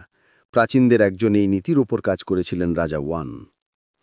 কিন্তু তিনি শুধু অর্ধ পৌরাণিক পূর্বপুরুষদের আচরণের উদাহরণই উল্লেখ করে সন্তুষ্ট নন, বরং লিয়াংয়ের রাজা শিয়াংয়ের সাথে তার কথোপকথনে তিনি সাহসিকতার সাথে এই মৌলিক নীতিটি নিশ্চিত করেছিলেন যে জনগণই হলেন ক্ষমতার একমাত্র উৎস। সাম্রাজ্য কিভাবে প্রতিষ্ঠিত হতে পারে? এটি একটি শাসনের অধীনে একত্রিত হয়ে প্রতিষ্ঠিত হবে। কে এটি একত্রিত করতে পারে? যিনি মানুষ হত্যায় আনন্দ পান না, তিনি এটি একত্রিত করতে পারেন। কে তাকে এটি দিতে পারে? সাম্রাজ্যের সমস্ত জনগণ সর্বসম্মতিক্রমে তাকে এটি দেবেন। গুণ, যার রাজ্যকে শাসকের প্রতি জনগণের আস্থা সৃষ্টি করে এবং এর দ্বারা তার জন্য তার সিংহাসনটিকে নিশ্চিত করে। মেনসিয়াস এই কথোপকথনে নিশ্চিত করেছেন, যা আমাদের কাছে এসছে। ওয়ান চ্যাং জিজ্ঞেস করলেন, এটা কি সত্যি যে ইয়াও সাম্রাজ্যকে সুনের কাছে দিয়েছিলেন? মেনসিয়াস উত্তর দিলেন, না, একটি সম্রাট সাম্রাজ্যকে অন্য কাউকে দিতে পারে না। হ্যাঁ, কিন্তু সুন সাম্রাজ্য পেয়েছিলেন। কে তাকে এটি দিয়েছিলেন? স্বর্গ তাকে এটি দিয়েছিলেন। স্বর্গ তাকে এটি দিয়েছিলেন? স্বর্গ কি সরাসরি শর্তে নিয়োগটি তাকে দিয়েছিলেন? না, স্বর্গ কথা বলে না। এটি কেবল তার ব্যক্তিগত আচরণ এবং তার বিষয়গুলি পরিচালনার মাধ্যমে তার ইচ্ছা প্রকাশ করেছিল। রাজাদের ঐশ্বরিক অধিকার তিনি অস্বীকার করেননি, বরং তিনি এটি ঘোষণা করেছিলেন, কিন্তু কেবল এই ব্যাখ্যাটি সহ, যা একটি প্রাচীন উৎস থেকে নেওয়া হয়েছে। এই অনুভূতিটি মহান ঘোষণার কথায় প্রকাশিত হয়েছে, স্বর্গ আমার জনগণ যেমন দেখে তেমন দেখে, স্বর্গ আমার জনগণ যেমন শোনে তেমন শুনে। লি কিতে এমনও বর্ণিত আছে যে পূর্বকালে সবকিছুই গণতান্ত্রিক ছিল। এইভাবে কোথাও এমন কিছু ছিল না যে কেউ সম্ভ্রান্ত হিসাবে জন্মগ্রহণ করবে। প্রাচীনকালে জন্মে কোনো পদমর্যাদা ছিল না এবং মৃত্যুর পরে কোনো সম্মানজনক উপাধি ছিল না। একই বইতে বংশপরম্পরাগত রাজতন্ত্রের অস্তিত্বকে অবক্ষয়ের সংকেত হিসাবে নিন্দা করা হয়েছে এই কথাগুলিতে, যে এখন যে গ্র্যান্ড কোর্স অব্যবহার এবং অস্পষ্টতার মধ্যে পুড়ে গেছে, তাই রাজ্য একটি পারিবারিক উত্তরাধিকার। শাসককে ক্ষমতাচ্যুত করার অধিকার। টিজেলু জিজ্ঞাসা করলেন, কিভাবে একজন সার্বভৌমকে সেবা করা উচিত? গুরু বললেন, তার ওপর কিছু চাপিয়ে দেবেন না এবং উপরন্তু তার মুখের উপর তার বিরোধিতা করুন। অ্যানালেক্টসের অন্য একটি স্থানে, তবে শিষ্য টিজে হেয়া এই ধরনের সাহসিকতাপূর্ণ আচরণের জন্য প্রয়োজনীয় ভিত্তি ব্যাখ্যা করেছেন। তার রাজকুমারের আস্থা অর্জন করার পর তিনি তার সাথে প্রতিবাদ করতে পারেন। যদি তিনি তার আস্থা অর্জন না করেন, তবে রাজকুমার ভাববেন যে তিনি তাকে অসম্মান করছেন। মেনসিয়াস এই বন্ধুত্বপূর্ণ, যদিও ঝুঁকিপূর্ণ কাজটিকে এভাবে চিহ্নিত করেন। তখনই চে শাও এবং কে শাও তৈরি হয়েছিল, যার কবিতায় বলা হয়েছিল, একজন রাজকুমারকে সংযত করার জন্য কি দোষ আছে? যিনি তার রাজকুমারকে সংযত করেন তিনি তার বন্ধু। লি কিতে মন্ত্রীর এই কর্তব্যটি আরও বিস্তারিতভাবে বর্ণনা করা হয়েছে। এভাবে একজন মন্ত্রী এবং অধস্তনের পদে থাকা ব্যক্তি তার শাসকের সাথে প্রতিবাদ করতে পারতেন, কিন্তু তার সম্পর্কে খারাপ কথা বলতে পারতেন না। তিনি সরে যেতে পারতেন, কিন্তু থেকে গিয়ে ঘৃণা করতে পারতেন না। তিনি প্রশংসা করতে পারতেন, কিন্তু তোষামত করতে পারতেন না। তিনি প্রতিবাদ করতে পারতেন, কিন্তু তার পরামর্শ অনুসরণ করা হলে অহংকারী ভাব দেখাতে পারতেন না। যদি শাসক অলস এবং উদাসীন হতেন, তাহলে তিনি তাকে জাগিয়ে তুলতে এবং সাহায্য করতে পারতেন। যদি সরকার ধ্বংসের দিকে যাচ্ছিল, তাহলে তিনি এটিকে মুছে ফেলতে এবং একটি নতুন সরকার প্রতিষ্ঠা করতে পারতেন। কনফুসিয়াস বা মেনসিয়াস কেউই এই প্রতিবাদ এবং তিরস্কারের কর্তব্য এড়িয়ে যাননি। মেনসিয়াসের নিম্নলিখিতটি এর একটি উদাহরণ। ধরুন, প্রধান ফৌজদারি বিচারক কর্মচারীদের নিয়ন্ত্রণ করতে পারলেন না। আপনি তার সাথে কিভাবে আচরণ করবেন? রাজা বললেন, বরখাস্ত করব। আপনার রাজ্যের 4 সীমাত দেশ ভাঙা আপনি কি করতে চান? রাজা ডানে এবং বামে তাকালেন এবং অন্য বিষয় নিয়ে কথা বললেন। তবুও অ্যানালেক্টসে সতর্কতা বার্তা হিসেবে এটি পাওয়া যায়। টিজে ইয়েও বললেন, নিজের রাজকুমারকে সেবা করার ক্ষেত্রে ঘন ঘন প্রতিবাদ করা অসম্মান নিয়ে আসে। তবে জনগণ বিপরীত পথের উপর কী ধরনের মূল্যায়ন করে তা এতে ভালোভাবে তুলে ধরা হয়েছে। গুরু বললেন, নিজের রাজকুমারকে সেবা করার ক্ষেত্রে শিষ্টাচারের নিয়মগুলির সম্পূর্ণ পালন, অর্থাৎ কনফুসিয়াসের নিজের দ্বারা জনগণের কাছে তোষামোদের করা হয়। কনফুসিয়াস সেই মহান মন্ত্রীকে এই পরামর্শ দেন, যিনি তার মৃদু প্ররোচনা এবং পরামর্শ প্রত্যাখ্যান হতে দেখেন। যাকে একজন মহান মন্ত্রী বলা হয়, তিনি হলেন সেই ব্যক্তি যিনি তার রাজকুমারকে যা সঠিক তা অনুযায়ী সেবা করেন এবং যখন তিনি দেখেন যে তিনি তা করতে পারছেন না, তখন তিনি অবসর গ্রহণ করেন। মেনসিয়াস একজন রাজার আত্মীয়দের পক্ষ থেকে একটি আরও স্পার্টান পথের পরামর্শ দেন, যদি তিনি অবাস্তব প্রমাণিত হন। এভাবে রাজা বললেন, আমি প্রধানমন্ত্রীদের সম্পর্কে জানার অনুরোধ করছি যারা সম্ভ্রান্ত এবং রাজকুমারের সাথে সম্পর্কিত। মেনশিয়াস উত্তর দিলেন, যদি রাজকুমারের বড় ভুল থাকে তাহলে তাদের উচিত তার সাথে প্রতিবাদ করা, এবং যদি তিনি বারবার প্রতিবাদ করার পরেও তাদের কথা না শোনেন তাহলে তাদের উচিত তাকে ক্ষমতাচ্যুত করা। মেনশিয়াস এভাবে এমনকি রাজহত্যাকেও যাজ্যতা দিয়েছিলেন যখন পরিস্থিতি তা দাবি করে। সিয়ের রাজা সুয়েন জিজ্ঞাসা করলেন, এটা কি সত্যি যে ট্যাং কিয়ে নির্বাসিত এবং রাজা উ চাওকে হত্যা করেছিলেন? মেনশিয়াস উত্তর দিলেন, ইতিহাস আমাদের তাই বলে। রাজা জিজ্ঞাসা করলেন, একজন মন্ত্রী কি তার সার্বভৌমকে মৃত্যুদণ্ড দিতে পারেন? মেনশিয়াস বললেন, যিনি পরপুতারকে অপমান করেন তাকে ডাকাত বলা হয়, যিনি ধার্মিকতাকে অপমান করেন তাকে বদমায়েশ বলা হয়। ডাকাত এবং বদমায়েশের বিচার আমরা নিছক একজন ব্যক্তি বলে করি। আমি ওই ব্যক্তি চয়ের মৃত্যুদণ্ড সম্পর্কে শুনেছি, কিন্তু আমি এমন শুনিনি যে একজন সার্বভৌমকে মৃত্যুদণ্ড দেওয়া হয়েছিল। আপনার যদি আমাদের অডিও বুক শুনে ভালো লেগে থাকে তাহলে লাইক দিতে ভুলবেন না। আমাদের চ্যানেলটি সাবস্ক্রাইব করুন যাতে পরবর্তী অডিও বই বা অধ্যায় আপনি সবার আগে শুনতে পারেন। আপনার কোনো বইয়ের অনুবাদ শুনতে ইচ্ছা করে কমেন্টে জানিয়ে দিন। আপনার পছন্দ আমাদের জন্য সবচেয়ে গুরুত্বপূর্ণ। শুনতে থাকুন অডিও গ্রন্থ।